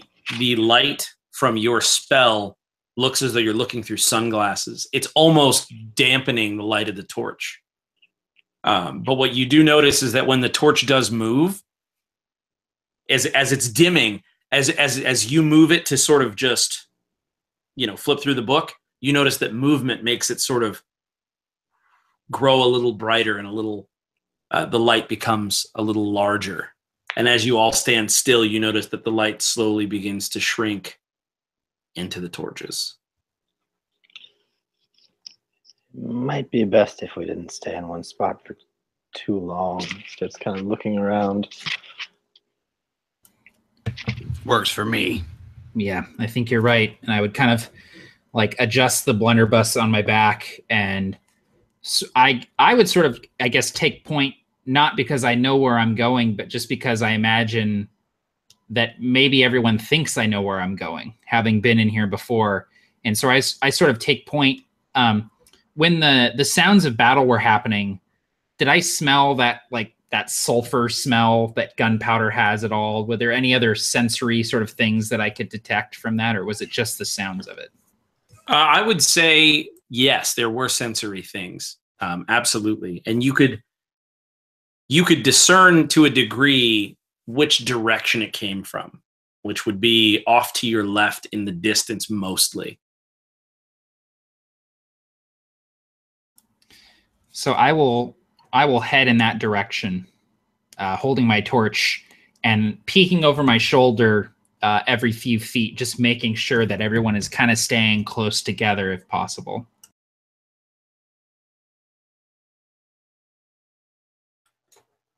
And if you all follow as Gideon walks, you begin to hear the sounds of combat closer and closer. And as you approach, you see that there is smoke wafting into your light. And this is very real smoke. And you begin to see light from a fire. And you see this fire is getting larger and larger as you walk closer to it. And as you get about, say, 40 feet, you see that there are these metal girders and these fins and these pieces of what immediately Susie recognizes as a downed dirigible. And this downed dirigible is on fire and it burns, but the fire is dim enough that it's not roaring and engulfing the entire thing. It's just a steady burn, like a trash fire. And as you begin to get closer and closer, you see another piece of this down dirigible. And Gideon, you begin to have a rush of these memories that begin flooding back to you. And you remember why you're here. And you remember what the coffin is.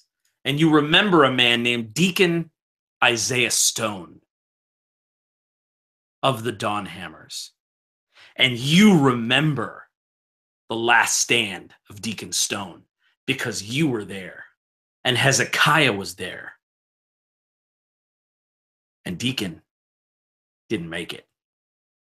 And you remember that it is your charge and it is your duty to get his body back to the barony of Strand, where it can be buried properly. But you also know that there was something wrong with Deacon Stone. He would whisper in the night. He was talking to things. The God that you once served was not the same God. And you're remembering this because as you get closer to the dirigible, this battle begins to come into view as the lights come more and more. As your torches get brighter, you see Dawnhammers begin to, these spectral images begin to rush, and they're slicing at these tentacles that are trying to get into the dark. And you see this enormous tentacle pick up a Dawnhammer, rip him in half, and pull him into the darkness. And you remember this battle because this is the battle that Deacon Stone won, but he gave his life to do so. And I want everybody to roll initiative.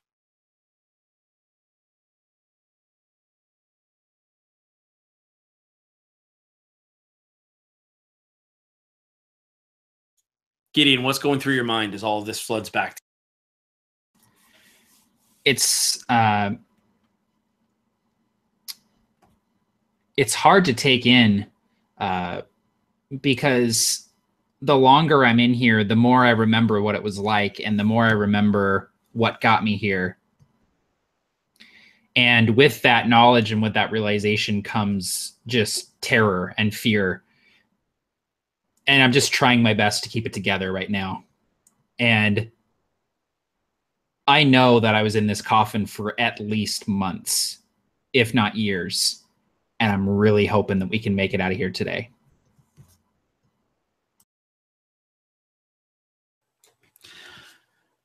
So,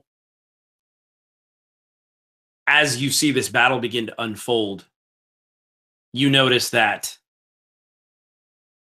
things don't make sense in the Gloam. So this is going to be a very narrative style combat, and essentially something is real if you can convince me that it's real. Something is not if you can convince me that it's not. The only thing that you know is that the darkness is trying to take you. It is trying to drag you in. That is very real. And the only thing that keeps it back is the torchlight. You can use the dirigible for cover. That seems to be very real, cemented. And you can tell me, what does this battlefield look like? What are you trying to do? What are you trying to accomplish? Now, what I would like for you to do is make it through this battlefield to the other side, and that can be your escape from the coffin, potentially. That's what you're trying to do. So it's going to be really interesting. If the darkness touches you, here's what's going to happen. I'm going to drop a D4 onto a character sheet that I've printed out, and I'm going to tax your character sheet. So I might not take away hit points.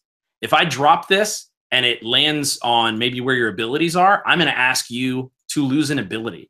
If I drop this and it lands on where your equipment is, I'm going to ask you to lose a piece of equipment. So I'm basically going to be taking hit points away from your entire character sheet if the darkness touches you. The way that it does it is with a scene DC, and we're going to do a scene DC for this one of a 15. So pretty deadly. And so that's what we're going to do. So as far as the initiative order goes, the first person is actually going to be Atwell.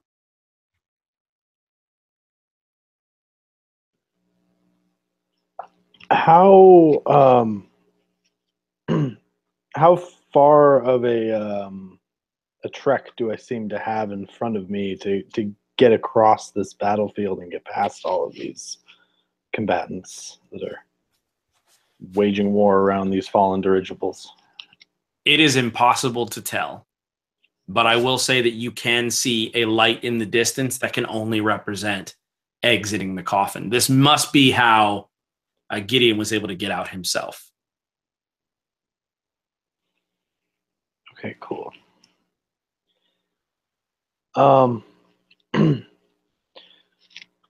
So seeing this sort of strange darkness shrouded hellscape in front of me, oh boy. All right, so Atwell is hoping to he's hoping that his that the light from his shield will be able to protect him from this this darkness. But at the same time, he doesn't really want to leave his companions too far. So I think he's actually just going to attempt to stay in a group and try to move with them as close as possible to start with. So just kind of stick with them and hold action if necessary to just kind of move as the group moves. Because I don't think he actually picked up one of the torches. Okay, so you kind of have to stay in the light of the others.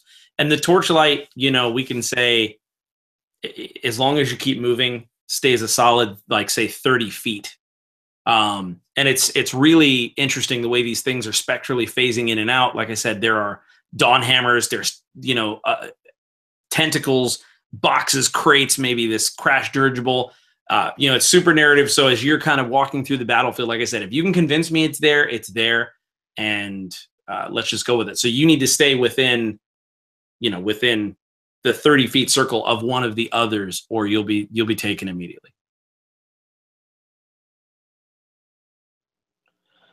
Okay, then yeah, so he'll kind of quietly or silently mentally signal telepathically to each of his companions that he thinks he sees a route. He thinks he sees a way through this debris field.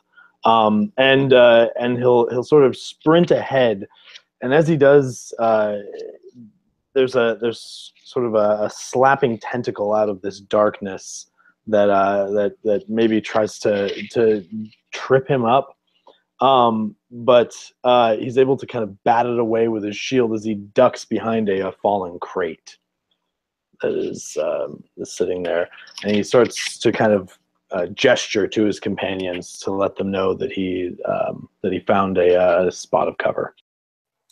Yeah, and every inch of this place that does not have light touching it is tentacles just writhing. And so you see this as the light, changes, and as you jump behind this crate, you can see these things sort of like almost pressing in on the light, trying to break through. And you maybe even see a spectral crack in the light for a moment until you kind of shake it off. All right, Susie, what are you going to do? Your dirigible done got burnt down. Seeing Atwell sort of motion to this area that he found this cover with my torch, I would go over to him, not having all of the context that obviously meta. I have the context that Gideon does, but having no idea what to do, he does. Like you said, what the next most reasonable thing would be, which would be to go toward Atwell. We don't see any like discernible like things. Like you said, it's kind of like the darkness is stuff, but it's not like I'm going to shoot a guy. It's just, we're just kind of feeling it out right now. Right. So yeah, I would just go to Atwell and kind of try and take cover near him. And again, just kind of make sure my flintlock pistol was ready and kind of recite the words that I need to say to make things happen, but just kind of getting ready. Sure. And I would definitely, I would say that the flames from the dirigible, like I said, I want it to be something you can use as cover and maybe even climb and use. It's definitely a wreckage, but I would say the fire from the dirigible is also casting off light. So your torches, and then there's this kind of island where it's this dirigible with sort of flames and it's casting off light. And you can see, yeah, exactly what you said. Spectral things, not a lot of actual cause and effect. Just very weird visions and things kind of flitting in and out. All right. Dr. Reeves. At this point, if anyone is looking, Dr. Reeve has taken a knee and is starting to breathe very heavily. And as the breaths keep coming, they keep getting lower and lower and more like just deeper and just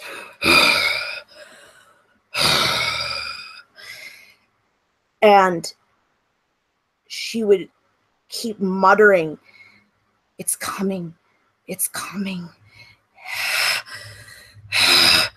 And she would just yell, "Everybody get out!" And she would just arch her back down, and you would see her back, her bones start to crack. And she would begin to form, and her body would contort in these odd ways, and her arms would lengthen and contract and twist until they were these tentacles very similar to that of the things that are trying to attack through the darkness. And her face would just be this pain, and as she would go to scream, it would change and be this beast. This eldritch horror would take the place of what was once Anastasia Reeve. And it would let out this shriek.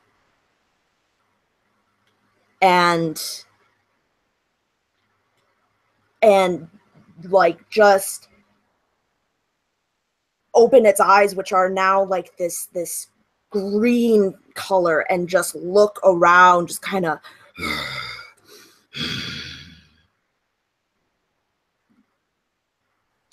That's excellent. That's fantastic. And so as you have transformed into this beast, I believe that you would have sort of a knowing of the darkness around you. It would be able to sort of put off this vibe of, you know, what it wants. And essentially it wants death. It wants death. It wants death. It wants the death of the light. It wants the death of all things. And it keeps saying phrases like, "It came for our gods first." Just things, these odd, strange phrases. And so that's fantastic. And so Gideon, before your face appears a very familiar face. Just outside the light, with dark, sunken shadows as this torchlight bathes this face, you see Deacon Isaiah Stone. And he leans in as closely as he can to you, and you see his face and his head sort of craning unnaturally. And he says, "Do not seek eager what lies beyond the walls of man. Hither comes the gloom, the twilight of all things." And you see his head begin to twist this way and move up, and you see that it's actually connected to this large stalk of a dark serpentine neck. And as your torchlight sort of casts this shadow, it sort of bursts to get a bit brighter for only a moment. And you notice that everything around you, the darkness, everything that's trying to take you, is Deacon Isaiah Stone himself, given over to the eldritch horrors. And all he wants to do is snuff those lights out so that he can get out of this coffin. What do you do? When I see him, when I see his face at first, I almost instinctively snap to attention, even though I haven't seen this man in years. Or maybe I just saw him. I may have just been hanging out in the coffin with him. I don't know. But I see this face that I know very, very well.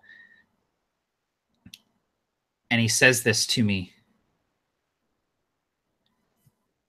And I go,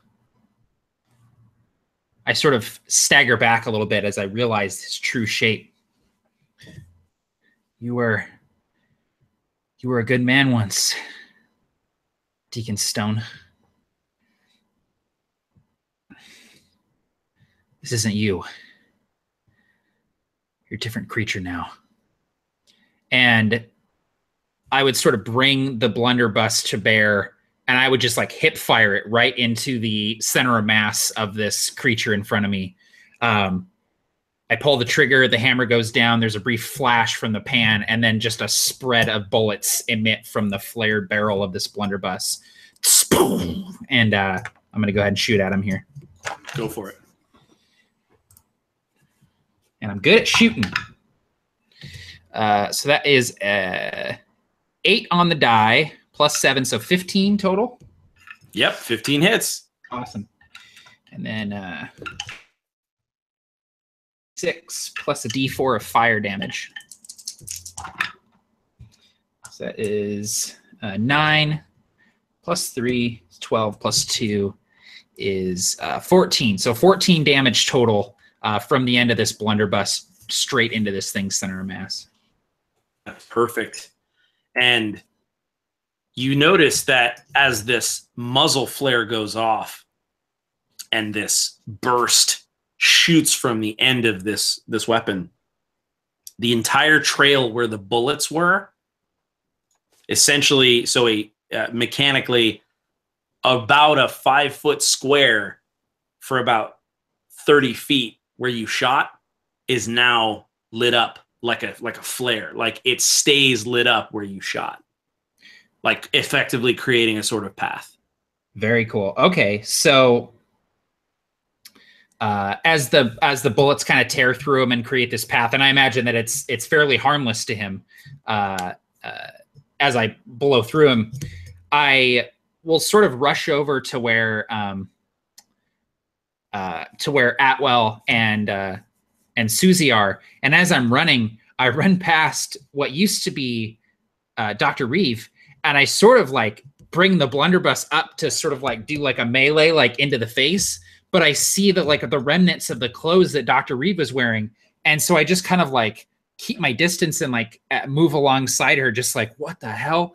And I put my back to the crate that Atwell and Susie are in, and I kind of gesture towards the beast, and I say, "The doctor's full of surprises." And I'll look at them and I'll say, "We need to find a weapon crate. This dirigible was probably carrying muskets. If we fire flintlocks in here, it'll light the whole place up. We'll find our way out, no problem." Works for me.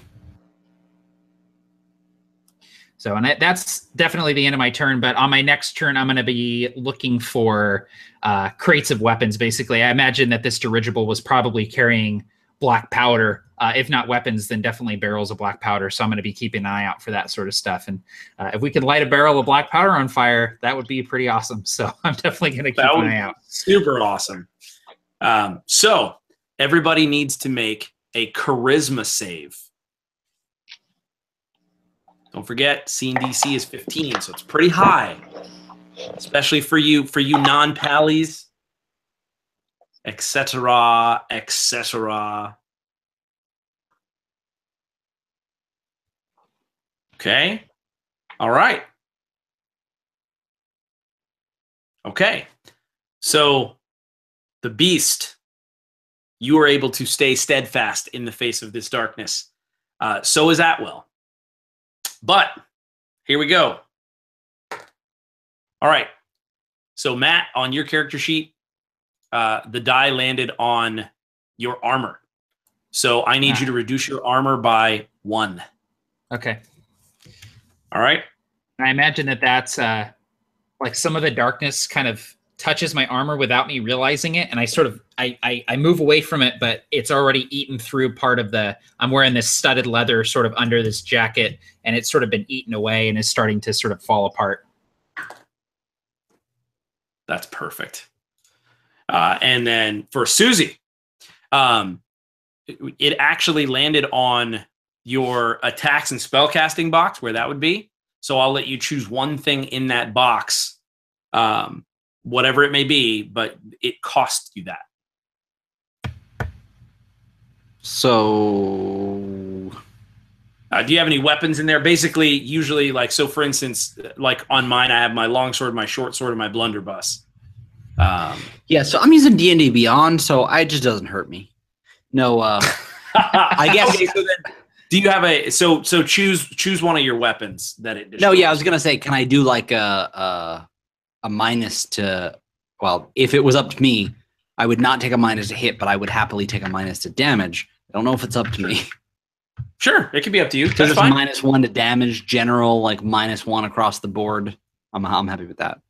Yeah, why don't we go ahead and make it? What do you deal as far as damage? Well, I have a flintlock, which is the it allows me 1d8 piercing plus 1d4 fire, or my longsword, which is 1d8 plus 2 for damage. Perfect. So that's all d8s. That's excellent. So what we're going to do is basically going to give you advantage on damage. So just roll 2 d8s and take the lowest one. That's way easier so than doing. disadvantage. Correct. Sorry. Disadvantage. Okay, so that way I'll take advantage. Yeah. Yeah, no. That way it's easier to keep track of. Just roll it twice and then give me the lower number so you can do it on the fly without doing a minus this and minus that. So yeah, that perfect. works. All right. Sounds good. Excellent. Now, that was just one part of the darkness. Now it actually is going to attack. Everybody roll a d20 and let me know who rolls the lowest.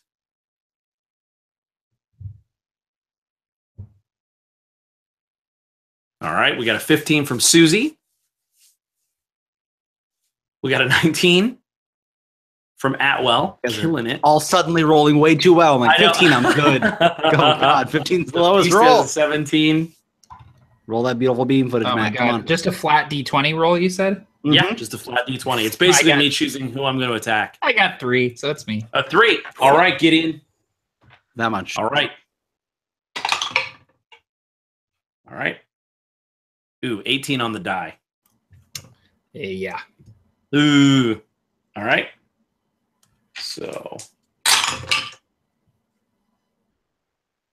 you take 6 points of damage. All right. I can deal. All right, sweet. All right. It is Atwell's turn.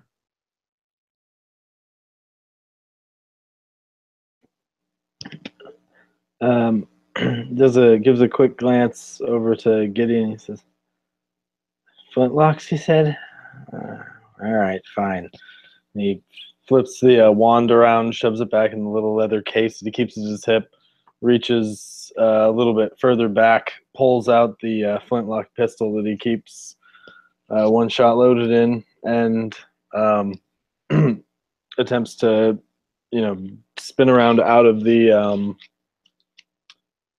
little crate that he's in and fire at this thing, if you can see it.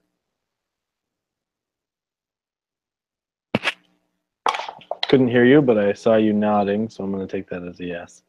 And I believe that is a 18 to hit. Yep. Yay. All right, that hits. That's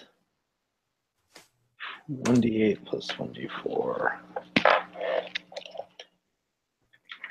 Okay. All right, so that's 8 damage overall, 4 and 4. Okay. Or sorry, not 8. 10, because I have my plus 2 to dex. Wait, or do guns not get dex in this? The guns get dexterity? I don't have it pulled up. Let me look. Yeah, it's dexterity, and then if it's just a pistol, it's simple weapons, so you'd add your proficiency as well. But not to damage. No, you just add your No. damage. Yeah. But the pistol was 1d8 plus 1d4, if I'm not mistaken. Plus dex. Yeah, then plus your dex. Yep, Cool. exactly. So yeah, 10 overall. 4, 4, and 2. All right. I can math. All right. Now, anything else? So after hitting this thing, I would kind of look ahead and see if there's any particularly obvious spot that I should run to, within about 30 feet. I might try to reach back and ask one of them, reholster the gun and ask one of them for a torch, and try to move ahead and scout out a little bit. Sure. And you can find, various pieces. In fact, what I'll say is the thing that you can find as you move forward a little bit is there are 3 Dawnhammer corpses huddled over, like basically, draped over this huge tree limb sized tentacle that they have managed to cut off, kind of blocking the path. So there's this huge tentacle, but there are the 3 Dawnhammers who gave their lives to kind of, stop the thing. And that's what you see next, as you guys are moving forward there.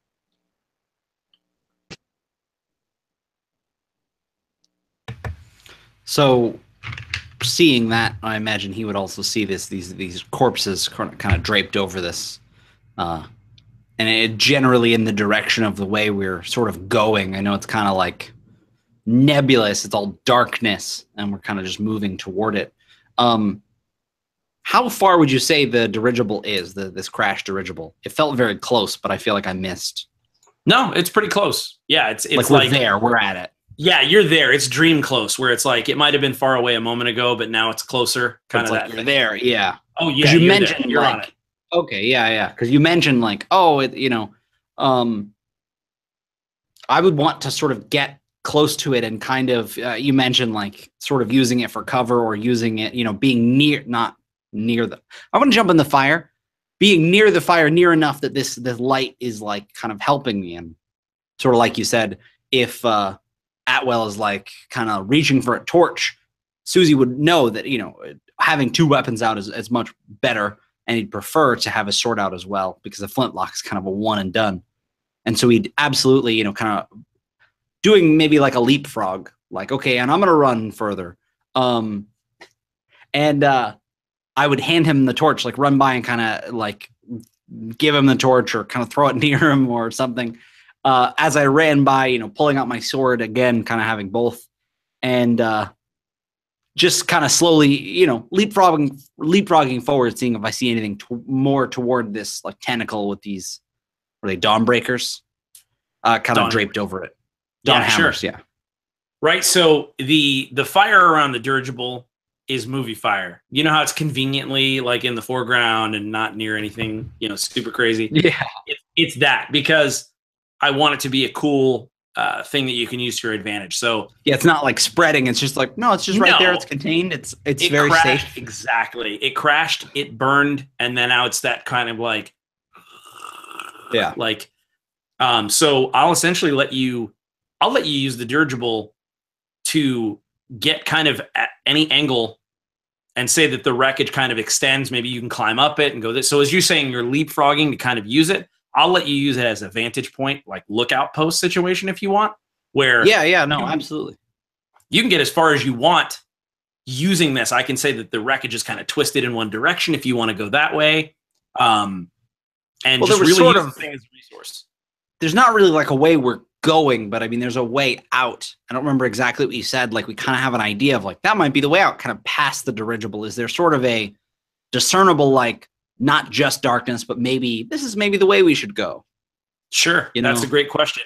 I would say that, for the sake of that cool factor, yes. So far in the distance, straight ahead, you can't see how far, but it's the cool exact shape of a coffin lid that looks like a light, like in a door. So it's almost like you're headed toward the exit to the coffin, but it's just way in the distance.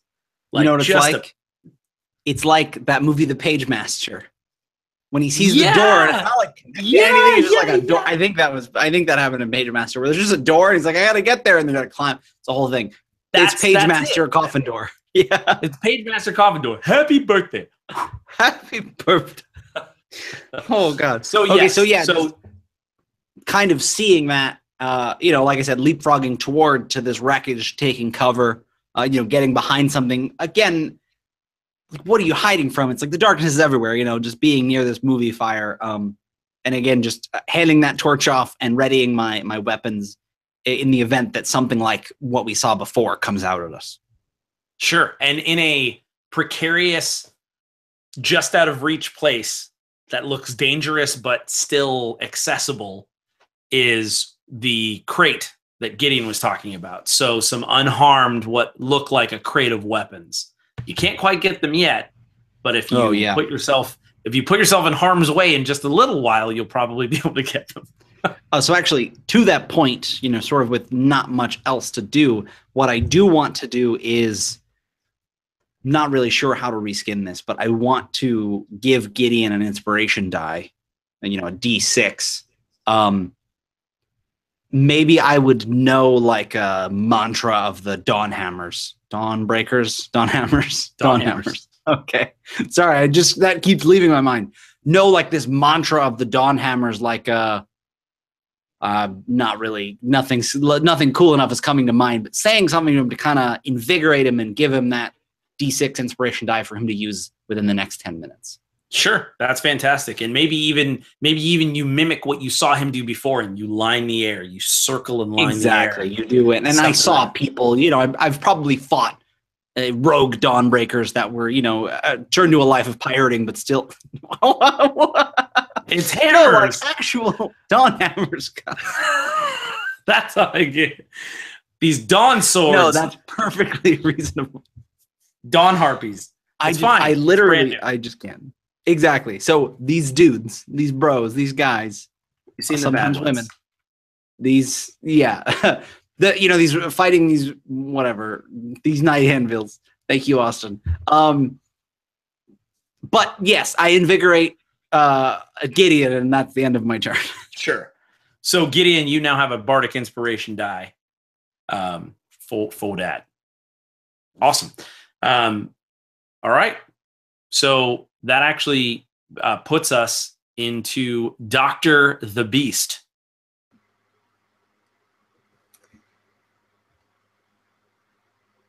So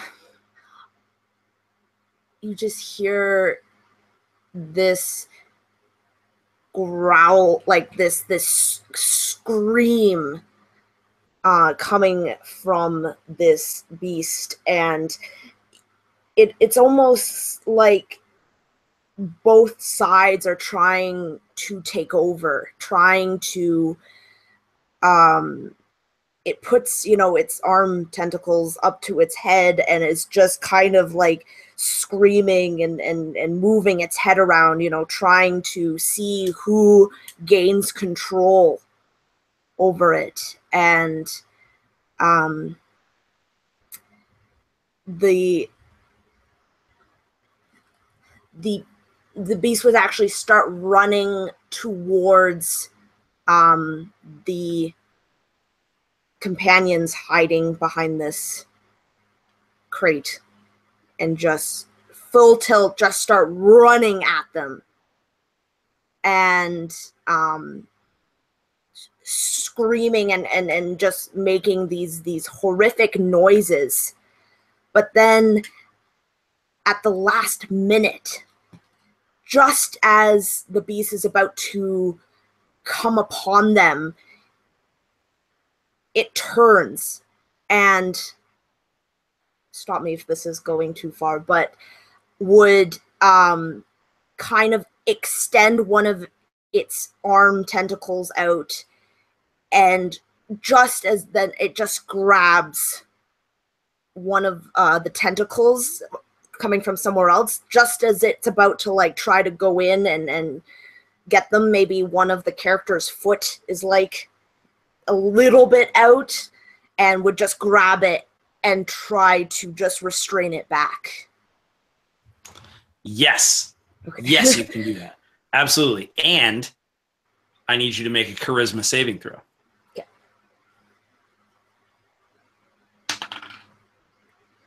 19. All right. So you feel this darkness come through you and try to grab your soul and pull it out, but you're able to hold steadfast just by a thread. Excellent. So as the darkness comes through, and I would imagine maybe it's Susie, maybe it's you, whereas this tentacle's kind of like, and then the beast just kind of knocks it off as you're higher on this perch. All right. Gideon, it's your ball. So Gideon is crouched behind that crate, and he's reloading his blunderbuss. So he pulls out the little wad of paper, and he tears it with his teeth and spits out the top and pours the powder in. I watched a bunch of videos about flintlock weapons this week, so I know way too much about them now. And as he's reloading, he's got the ramrod, and he's tamping it, and he sees the beast running towards him, and he like starts tamping it faster, like, oh my god, and he's like bringing the blunderbuss around to fire, and it's at that point that the beast swats the tentacle aside, and he's like, okay, all right, still on our side. And now that my blunderbuss is reloaded, I'd like to use my move action to get up and sort of move deeper into the sort of the wreckage of the dirigible. And I'm looking for a powder keg, like a literal powder keg. All right, cool. Roll me a D4. Okay. It's a 4. All right. You're actually able to find a couple of powder kegs. One of them is busted open so that there's powder everywhere. and the other one is laying in that pile of powder, but there's kind of just a mess.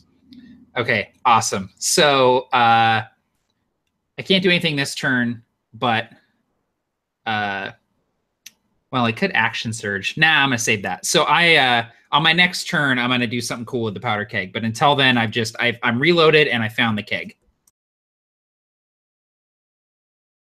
Excellent. All right, and so as you do that, it is now time for everybody to make me a charisma saving throw. The DC is the CMDC of a 15.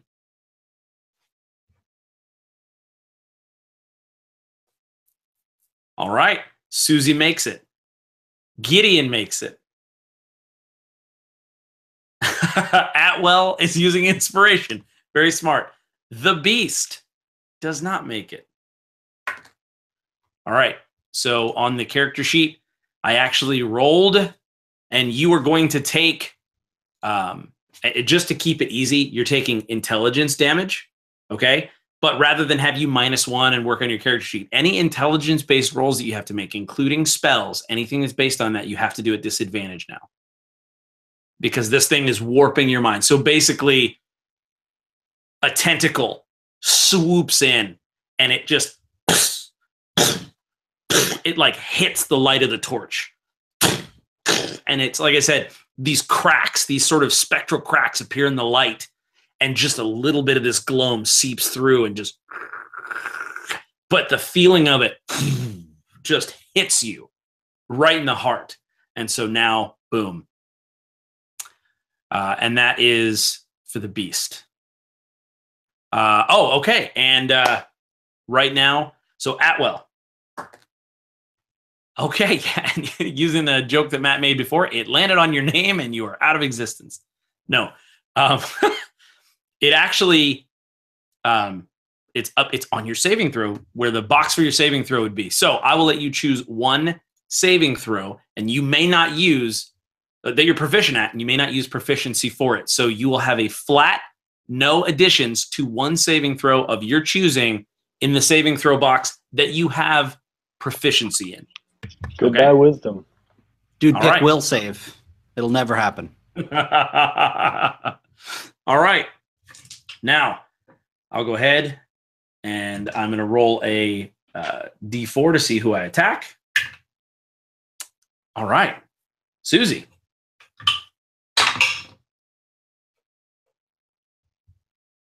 Does a 15 hit? 15 hits. Okay. So describe to me what it looks like as the darkness does make it through and actually hits you for 6 points of damage. So running over, to this more of this wreckage, handing off the torch, seeing all of these other things that are happening, seeing Gideon kind of maybe disappear into some of this wreckage. Susie's not ready for these tentacles to kind of come out of the dark. And he, sees them at the last moment, and he kind of bats a few away and maybe slashes at one with his sword, but two of them grab his ankles, and the barbs sort of sink in, and he feels sort of nauseous and almost poisoned. He's felt this before, this sort of chemical, as he slips unconscious and drops his weapons.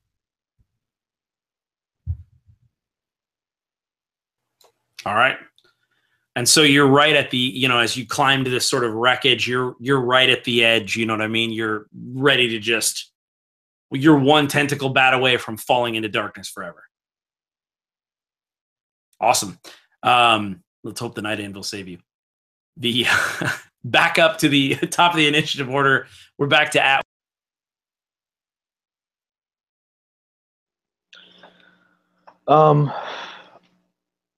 Would I have was Susie in a position that I would have seen him go down again? Oh, most definitely, yeah. He's basically up on top of the wreckage where there's light, so he's a beacon. Perfect. Of okay. Death. So, looking up at him, I will kind of sighs, shakes his head a little. Not again. And uses his Misty Step ability to move up to him and attempt to stabilize him. Excellent. And as you Although use I'll do Misty it on my Step, next one, I think, because stabilizes the action. yes. And as you use Misty Step in this darkness, you feel your biggest regret as though it just happened moments ago. So that's just for flavor, but using that through this darkness, it slimed you pretty bad. Yeah, so this black portal opens up right next to Atwell, and he steps into it. And as he's traveling through this this kind of blackness squared void that he's moving through a dark void within, he immediately is racked with this guilt for for having sacrificed research that he could have saved so that he could save a companion that he was once with. And he immediately remembers this as he flashes through this darkness, stepping to once again potentially lose knowledge at the cost of for buying human life, or half orc life this time. Although he's not particularly prejudiced, so he's not really that upset about that part. But he kind of regrets his decision almost immediately as he steps through this and lives the regret anew. That's perfect. And in fact, Matt made a great point in the chat.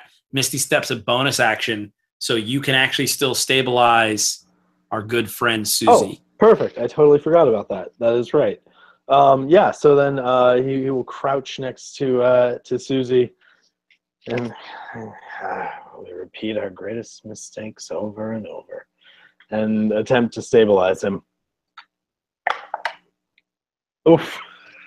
That's an intelligent medicine check. Yeah. Oh, that's a 2. Not much. So that's not going to work. But you're right there, and it's better than nothing. I think. We'll see. Perfect. So it's actually Susie. It is your turn to make a death saving. And like I said, I've never actually done this. It's just above 10 on a d20. Yeah, just flat d20 above a 10. Okay, so I failed. So that's one fail. One down. You get 3. You guys will be really happy to know that when you go down to 0 on D&D Beyond, your hit points change to the death saves, failures, and successes, and you just click it. It's really cool. That's but awesome. yeah, that's 1 down. It's super cool. Super awesome. It's awesome. That's fantastic. Well, next is the Beast. It's the Beast's turn.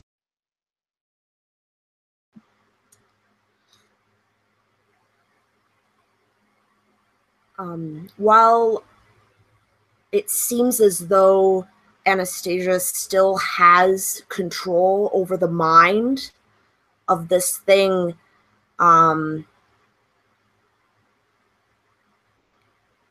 think it would just be like prowling around what is happening between Susie and just looking and ready. I'm going to ready an action just in case anything comes out and tries to attack them, just to defend what is going on right now. But you'd hear every so often just this scream, and maybe the beast would like twitch a little bit and try to take a step towards them, but not. So it almost feels like on one hand it's protecting them, but on the other hand it almost looks like a beast prowling ready to attack to find their weak spot.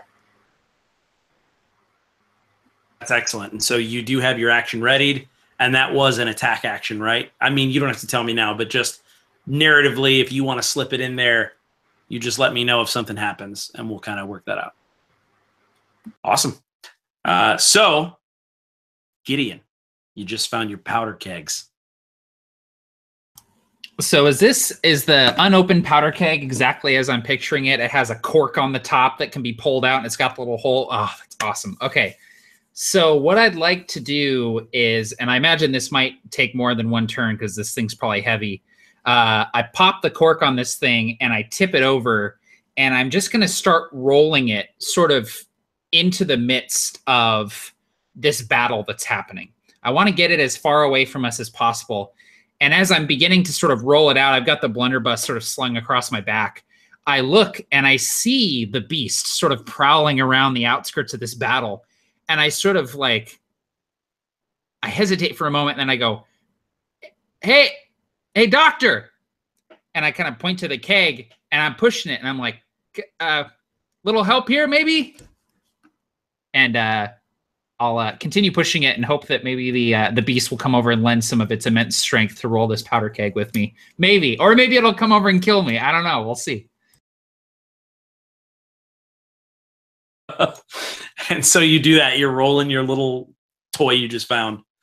And and so I'm on top of it, doing the like log rolling. No, I'm just kidding.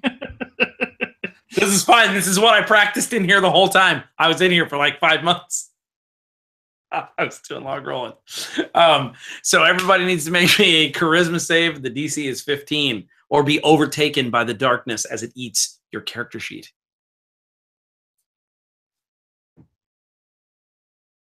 Ooh.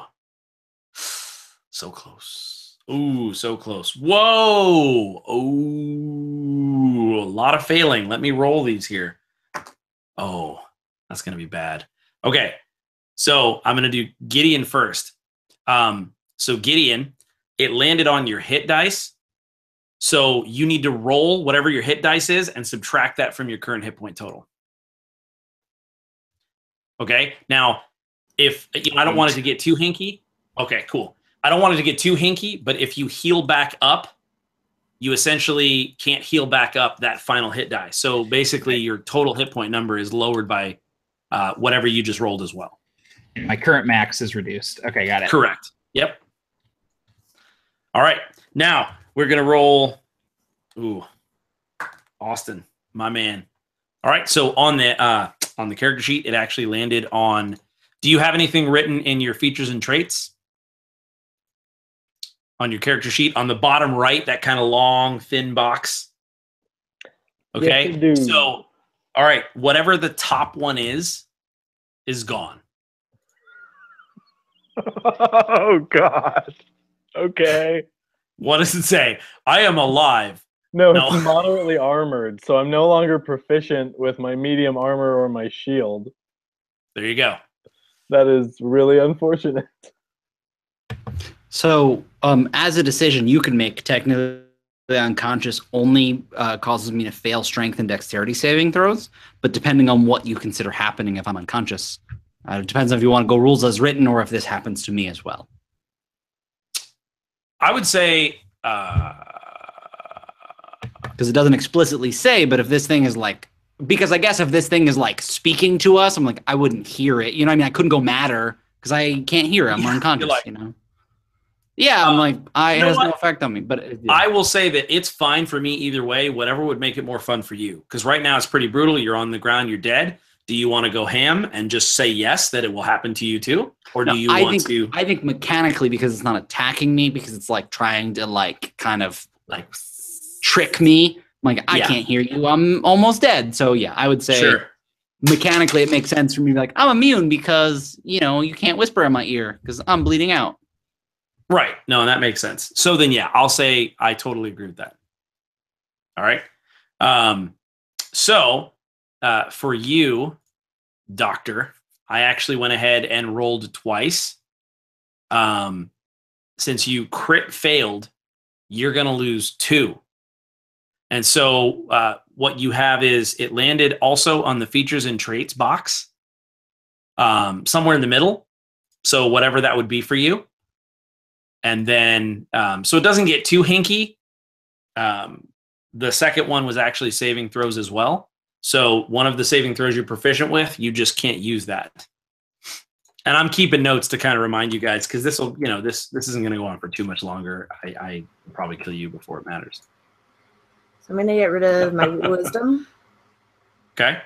And the very middle one of my features and traits is I cannot use my wild shape as a bonus action. Okay. That's right in the middle. So no wild shape bonus action. Perfect. Awesome. And then I'm going to roll a d20 to see who the darkness attacks. Gideon, my man. Is this the end for Gideon Chambers? Let's see. It probably is, actually. Ooh, you got really lucky. 6. A 9 doesn't hit you, does it? No, it does not. Oh, you saucy dusker. Even with my reduced AC, it does not hit me. Darn it. All right. Well, then that is the creature's turn, and it goes back to the initiative order to Atwell.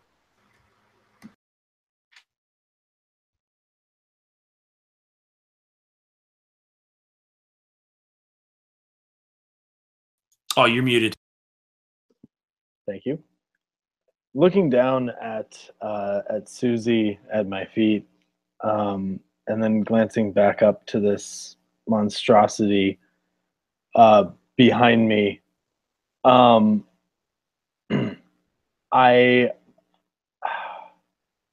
have a brief moment of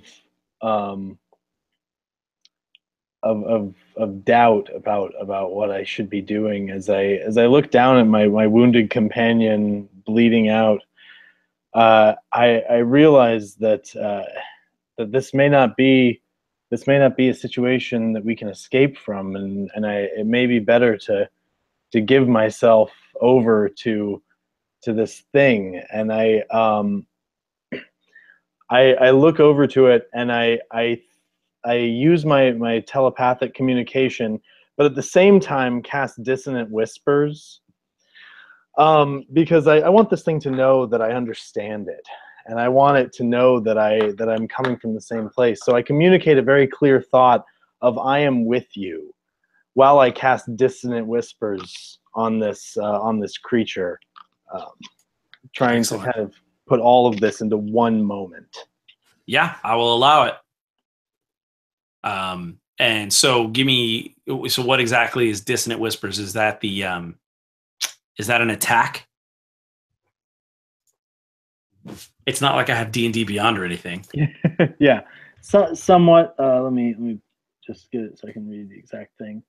Sure. Because it was more of a so you whisper a discordant melody that only one creature in choice within range can hear, racking it with terrible pain. So it's a wisdom saving throw of 13. So that's my spell save. On a failed save, it takes 3d6 psychic damage and must immediately use its reaction, if available, to move as far as its speed allows away from me. Ooh, so, that's tasty. Yeah, exactly. Because I feel Very like clever. there's a kind of insanity to these creatures, and I feel like it only respects that which can cause it pain. And so I'm going to try to hurt it while I let it know that I'm on its side. That's fantastic. Very cool. I was going to make you make a save, but because that's super clever playing, I'm going to waive that save because of the way that you are delivering this. So what is your spell save DC? 13. Okay. Okay. The creature rolls an 11. Fantastic. All right. So you said 3d6? Yes. And then it must move as far away from you as it can, right? Yep. Are you going to roll that? Oh, you can. I'm sorry. I just No, did. it's fine I if you got want to. I don't care. I rolled an 11, but you can roll whatever you want. I don't really care. We'll take the 11 because yours is higher than mine. It was less about the damage, more about the effect. Sure. And the fact that it's called Dissonant Whispers. Yeah, super cool. That's like one of the best spell names ever. It's so cool. It's so freaking cool. I want to start a metal band called Dissonant Whispers. That's not bad. This guy, the Deacon Stone, is going to be the drummer. He's got all those tendrils. Indiscriminate blast beats, man. Just yes, I was waiting for somebody. I'm like, come on, I'm setting you up. So, Atwell, what I'll do is I am going to, if you're cool with it, I'm going to flavor the fact that you just did that and make it so that on the next round you don't have to make a save and you can't be attacked. So when this thing goes again, sweet. So that's how I'll handle the has to move away from you situation. Awesome. So that makes next in line, Susie. Now, have you failed twice or just one? Okay. Sorry, just one. I was muted. And that's actually a 20. So that's a success. No, That's two successes. That is two successes. I was like, I bet there's something that happens on a critical, but I wasn't sure. Yeah, you get two successes. Yeah, if you roll a 1, you get 2 failures. So. Oh, oof. All right. Well, that may still happen, but yeah. So for now, at natural 20, 2 successes, we're doing much better. Excellent, man. Well played. He groans menacingly. He does. Oh, the beast.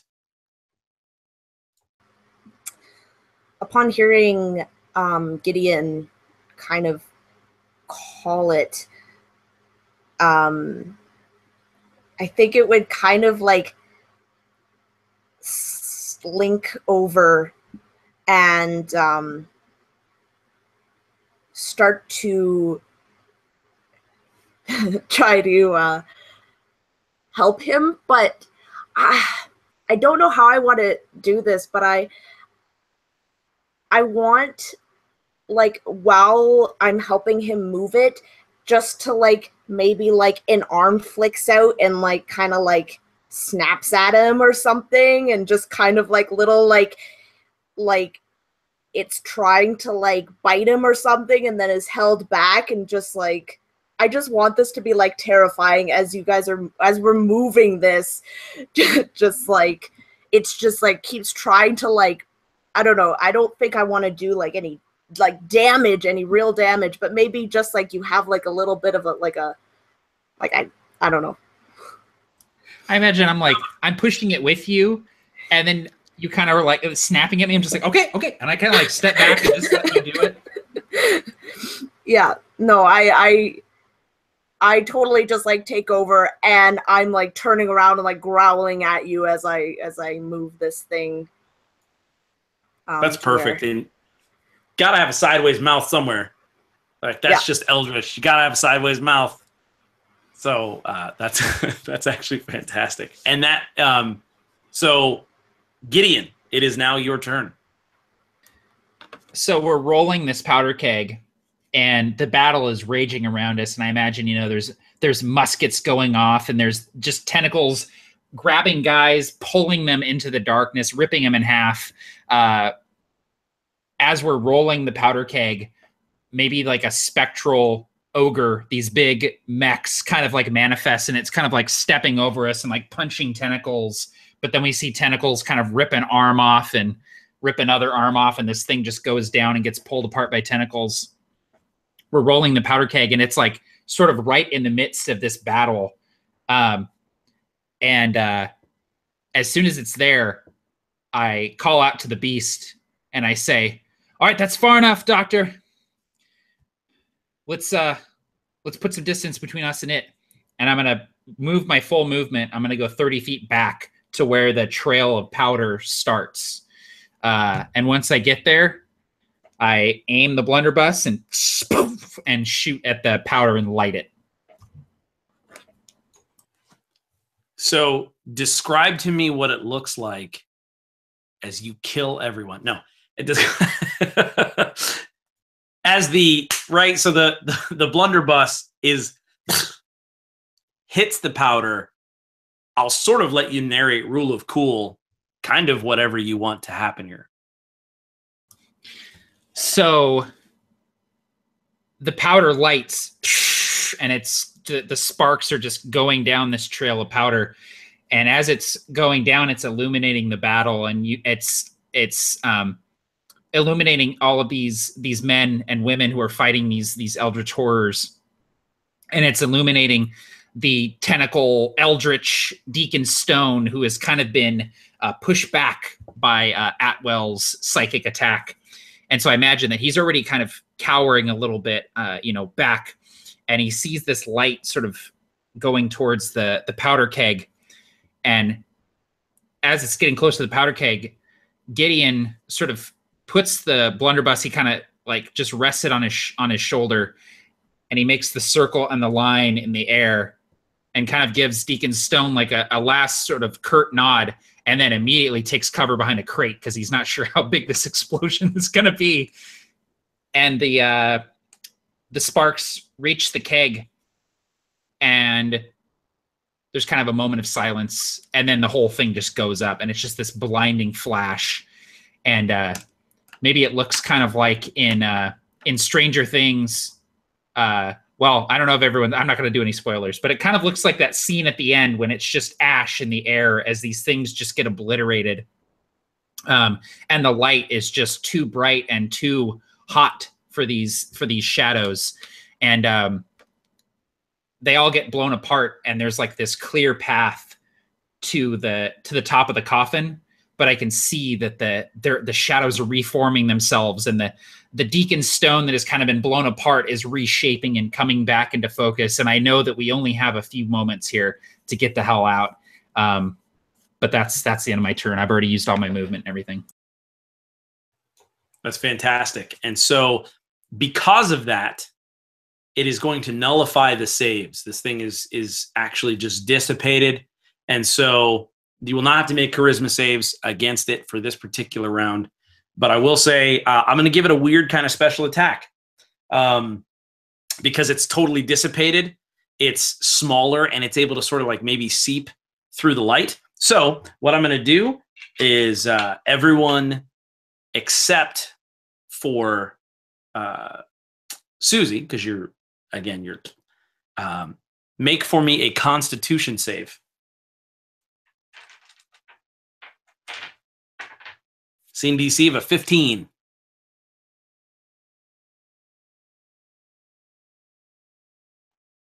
No, Atwell, you may skip this based on your cool stuff you did a moment ago.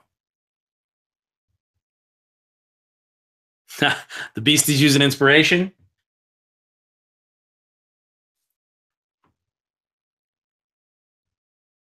Okay. All of you take 2 points of damage. Oh, dude, that's right. You're at 3. I have 1 hit point left. Oh my God. You lucky devil. So lucky. By the old gods and the new. I can't believe I'm still alive. Oh man, I wish I would have dropped you after that. But yeah. So that is the that's the deity's turn, or not the deity, Deacon's. And so it's back to Atwell. After immediately, like seeing this thing explode almost a second after professing loyalty to it, kind of shakes Atwell out of this this sort of madness that he's brought upon himself. He looks down again at the companion at his feet, and this time he crouches down again and attempts to stabilize his friend. This time does a little better. Let's see. Oh, that's not bad. 16. Yeah, that'll do it. I think that gets you back in the land of the living there, Jim Bob. Yeah, I think so. So you wake up and you're like, what happened? The second he wakes up, without even saying a word, because he's still looking a little further, Atwell communicates inside his mind. You better move if you'd like to stay alive. And, sort of echoing something he said multiple times, this awful, terrible, seemingly never-ending night works for me. So that stabilizes me, but that puts me at 1 hit point? Sure. I just didn't know. I mean, I'm not at 0, right? I don't know how stabilizing works. If you're stable, it's 1 hit point. Yeah. Perfect. All right, yeah. So I look over at Gideon like, yeah, buddy, me and you, between us, we ain't got 3 hit points. I can tell. I know a man's hit points. I was a Zeppelin pirate. So it's your turn. Oh yeah, that thing. Okay, so I roll 3 more death saving throws. No. So now with my 1 hit point, I would sort of look toward the page master door. And after everything that's happened and kind of I'm toward it basically. I would continue. Yeah, I'd run to the exit. Yeah, that's what's in page master. There's an exit sign. That's what running towards the exit, and Christopher Lloyd's going, "Look to the books!" as you're running. Right? Oh my God! Yeah, that's exactly what I'm imagining. He never should have tried to jump that jump on his little bike, but that's what Susie's doing. I'm like, "Where'd you get a bike?" You're like, "Macaulay Culkin." No, the basically you have to clamber down the dirigible wreckage and then to it. So as a full dash, I'll put you 1 move away from the exit, not out, but next move you can absolutely do it for sure. Awesome. Excellent, man. That was a great turn. And now it is the beast. I think that seeing the opportunity come up now that things have happened and it's kind of dissipated a little bit, there's a little bit of a breath. With 1 final scream, the beast would just book it towards the light and just use. And so I have a speed of 50 feet, and so I'm just hauling tentacles here. There's like 4 of them like running for you. I will say you absolutely can make it out of the exit. So all of you see the beast sort of disappear through this light as Deacon Stone is continually reforming. So that's fantastic. Is there anything else you wanted to do? No, awesome. Yeah. So we're back to all 1 hit point Gideon. All right. So the first thing that I'm going to do, and this is something that I forgot that I could do, is I'm going to use my bonus action to do my second wind because I forgot that I was a fighter. So I get to get some hit points back. So I roll a hit dice. I add my level. Oh, awesome. I am back up to, let's see, 8 plus 3, 11.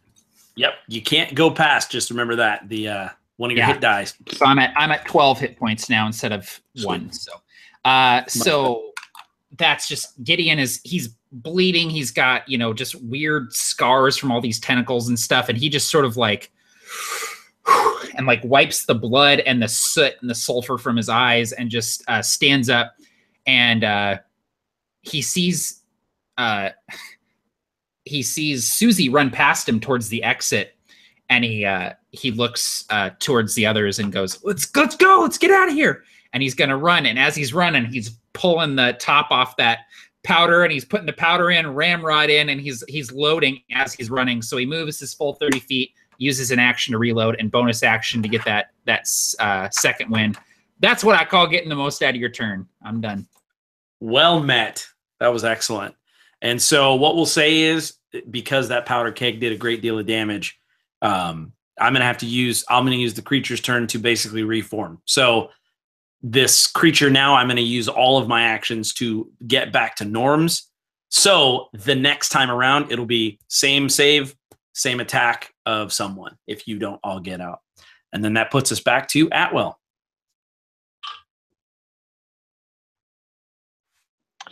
Atwell's going to move. Actually, so he'll start to move down, like trying to kind of maneuver his way down from where he's standing on top of this dirigible where he helped Susie. And he keeps realizing that he's clumsily having issues with his shield. And he starts to just kind of unhook it and toss it off of him. It's still glowing from the light spell.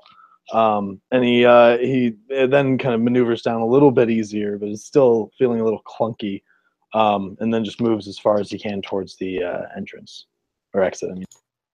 Excellent. And so I will also put you one move away. And so you are so close, you're within reach, and you just saw the beast disappear through the light, and you're very, very close. And that puts us to the beast. And so you come out the other side. Basically, it's very similarly to what happened to Gideon, which is you clamber and like roll out of the coffin. You are what Gideon was, and you're kind of there on the ground. What do you do? This is, as the beast kind of lays on the ground, it's going to start contorting again, but this time it starts to shrink and go back to human form. And what is left is Dr. Reeve laying unconscious on the ground. And that's my action. Okay. You've touched this creature a couple of times. Like literally your tentacles touch this darkness, this eldritch terror, and you've been able to withstand everything that it has thrown at you, but it is damaging. This is the Gloam we're talking about. So I need you to give me a will save.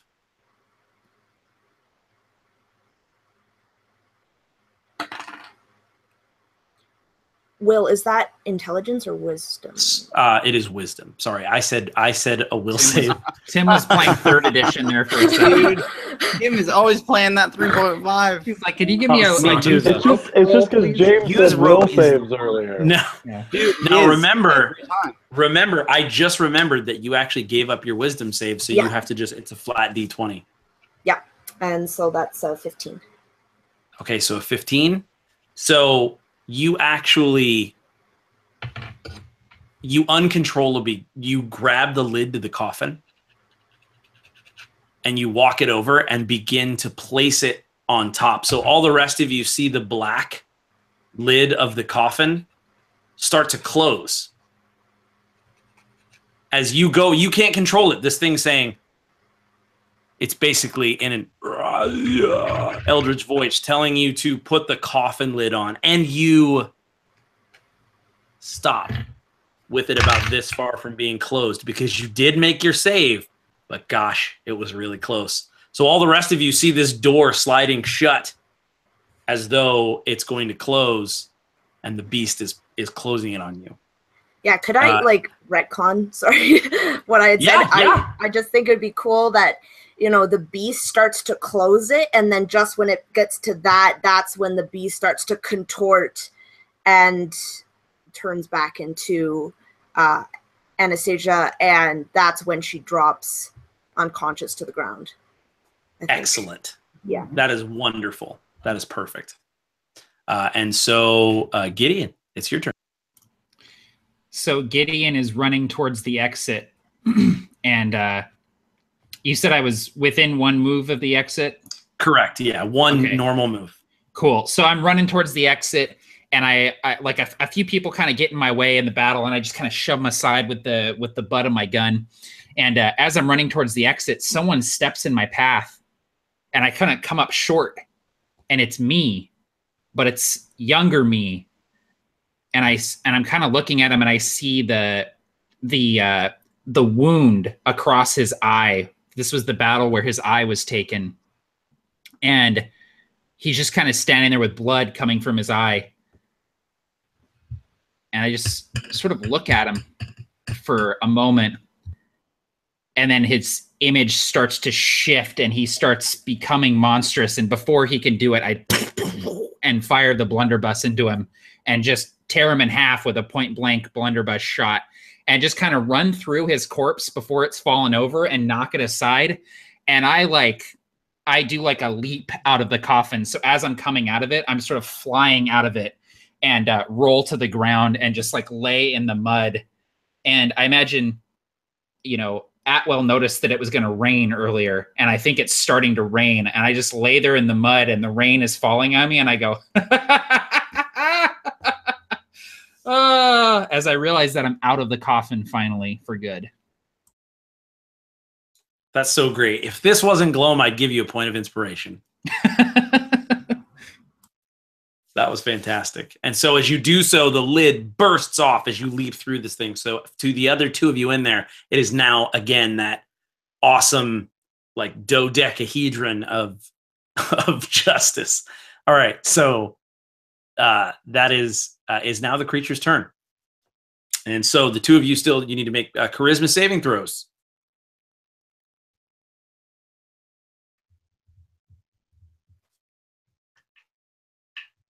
Oh, Suzuki. Better land right on my movement. I know. I was going to say I wanted it to so bad. It didn't. I even kind of threw it in that direction, but I aimed. I went like this. No, it actually it actually landed on your charisma. So any kind of charisma related checks, you would just do at disadvantage. So you're good. And there's two of you. So the two of you left, Atwell, James, or Atwell, Susie. Roll a d20. I'm gonna see who I attack real quick here. Oh. 12.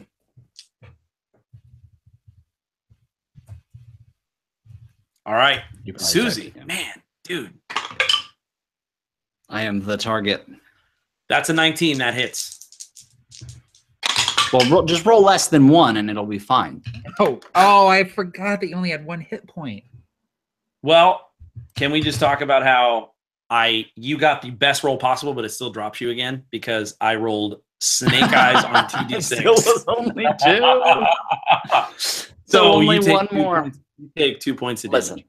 I think that it is perfectly thematically accurate that I am the next one traveling in this coffin. Narrate it. What happens? So, Or do you want Atwell to go first, or do you want to narrate? Like, how do you want to do it? No, yeah, I'll go first.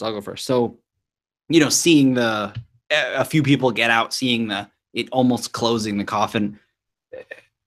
Susie's not even sure why he came in here. And then he remembers, it's these things that he's heard the stories of, and it's these ridiculous tales he's heard drunken men tell that he couldn't pull himself away from. He's always been curious. I mean, he's been a fighter his whole life, but he's always absolutely been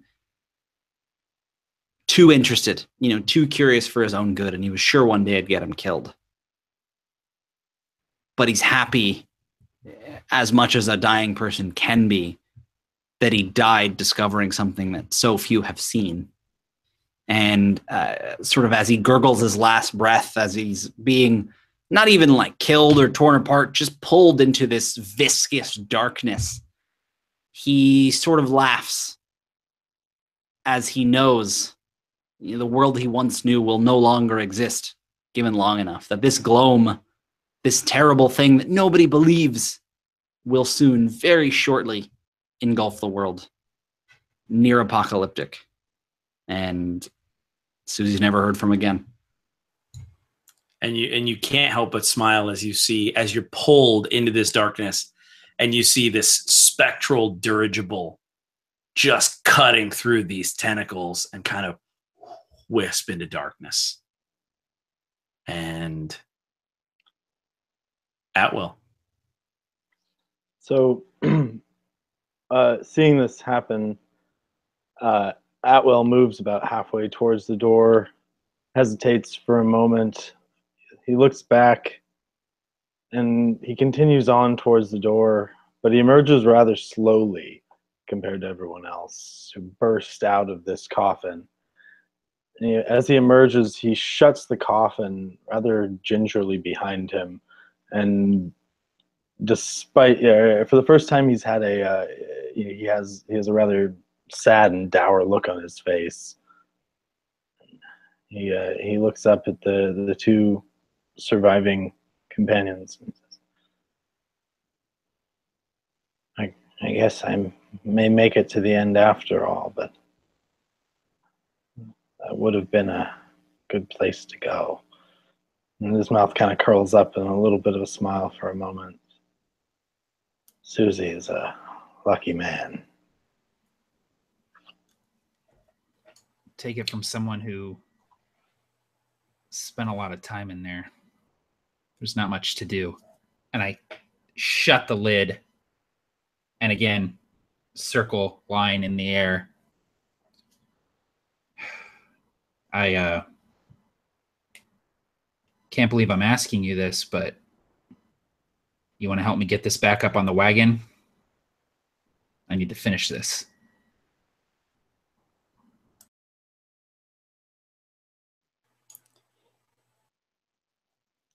Atwell looks longingly at the coffin for another moment and says, fine, but when this is over, we're going to have a long conversation about what you know.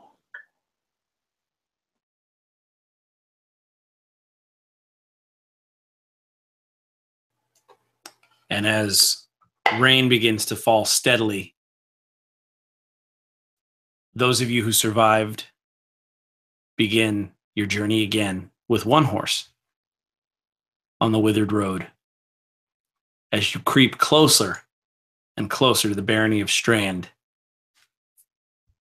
And as you leave,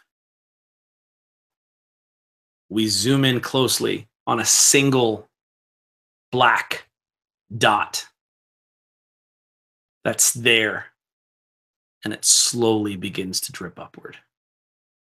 And that's where we'll end it.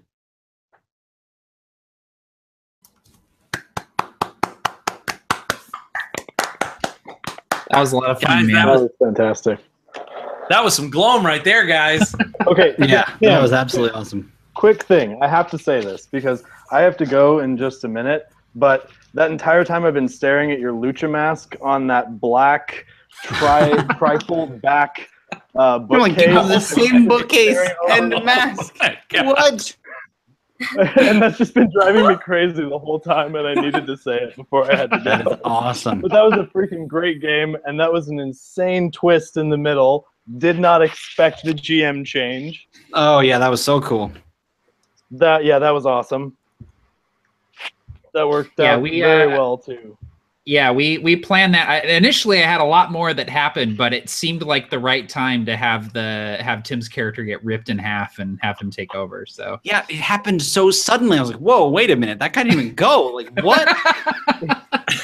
And then I thought, yeah, I was like, "What happened?" I'm like, "He didn't even attack him." I'm like, "We don't have that many hit points, but holy cow!" Well, and I will say, I took a photo of it. That actual save, I did roll a crit 1. I was like, this is too Gloam. It was freaky because I was like, whoa, I super failed. But yeah, that was amazing, guys. So Matt, I'll throw it back to you. Thanks a lot, man. Oh, I forgot we were on my channel. Yeah. Okay. Yes. Thank you everyone for watching. I'm going to toss it over to these guys to do outros. And I know Austin has to leave, so we'll go ahead and start with him and then work our way over. So Austin, go ahead. Oh, well, I mean, shoot, start with somebody else. I got a minute. All right, Megan, go ahead. Yeah, I just wanted to say this is so cool. I've been really loving the recent shift in AbTab towards like these like Call of Cthulhu kind of horror games, and I'd never really like played in something like that, and I'm just absolutely loving it. It is so cool, and yeah, just gotta say, you don't think that, you know, playing in a RPG game that you know your heart can be pumping or your adrenaline can start going, but it does, and you find yourself just sitting there at the edge of your seat like, oh my god, like what's gonna happen, like what, you know. And so yeah, it's so cool, so awesome. Yeah, good. Kudos to both the GMs. Awesome. Yeah, I'm loving how much Lovecraftian stuff we're sort of getting in the group right now. I know I think Drake was running a Call of Cthulhu game at the same time as this game, so we had a double header of Lovecraftian horror tonight, which is just awesome because it is my very favorite thing. So that's very cool. All right, James, go ahead. Yeah, it was really awesome. I loved how quickly and how brutally the madness table came in. Like you were just like, hey, you see some stuff that you just can't reconcile? Roll some dice, man, because you're crazy. And Tim immediately started killing everybody, killed the horse. Like, that was what I wanted. I've played in so many D&D games where, don't get me wrong, they're fun, but you feel a little invincible, you know? So it always feels good to drop and to almost die. And then to have to die is like, yes, like no question. It was the perfect tone. So yeah, it was exactly what I was looking for. It was really cool. It was not nearly enough lore. I mean, even with everything that was said and everything that happened, I'm like, I really want to know more about it. So yeah, I can't wait to explore it some more. Yeah, nothing like dropping to 0 hit points 3 times in as many hours to make you feel like you're not invincible.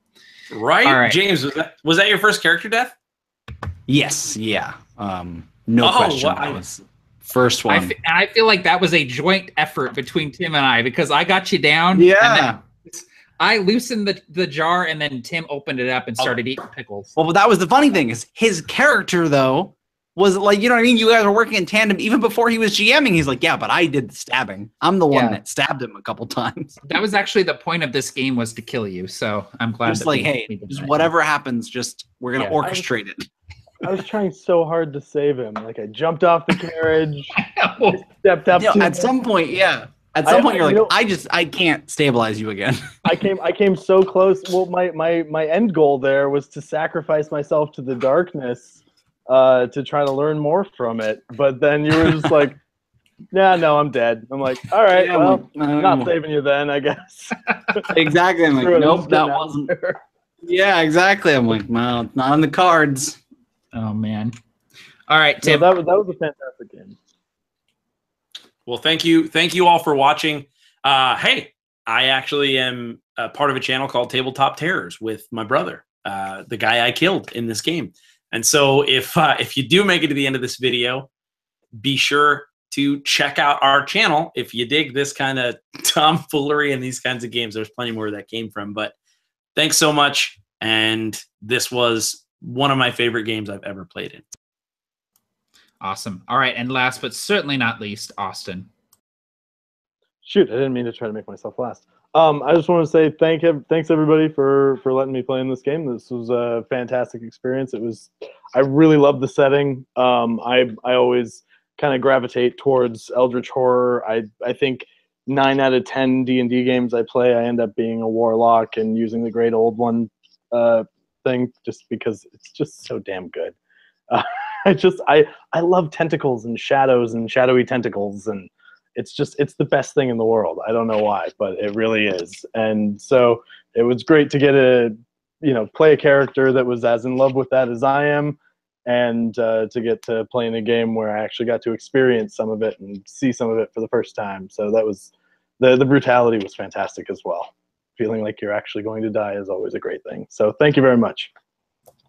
Absolutely. And thank you guys. And Tim, thank you for joint GMing this with me. That was a lot of fun. I've never done anything like that. And I'm keen to do it again at some point. So for a little insight into that, Tim and I had kind of a vague outline of what was happening, but neither of us had any idea what the other had prepped. And we had sort of a vague idea of like, okay, at some point I'm going to kill your character and the coffin will open up and I'll come out. And so we just kind of ran with it there. So yeah, that was a lot of fun. I've got like 2 encounters here that I prepped that I didn't get to use. So I need to run another Gloam game in order to use that stuff. So ditto. Yeah. I actually have 2 that I didn't run either because I didn't know how long or short. Exactly. So I'll definitely be running some more Gloam here soon. So stay tuned for that. So thanks everyone for watching. Thank you these guys for playing. Take care and happy gaming all. And remember, do not seek eager what lies beyond the walls of man. Hither comes the Gloam, the twilight of all things.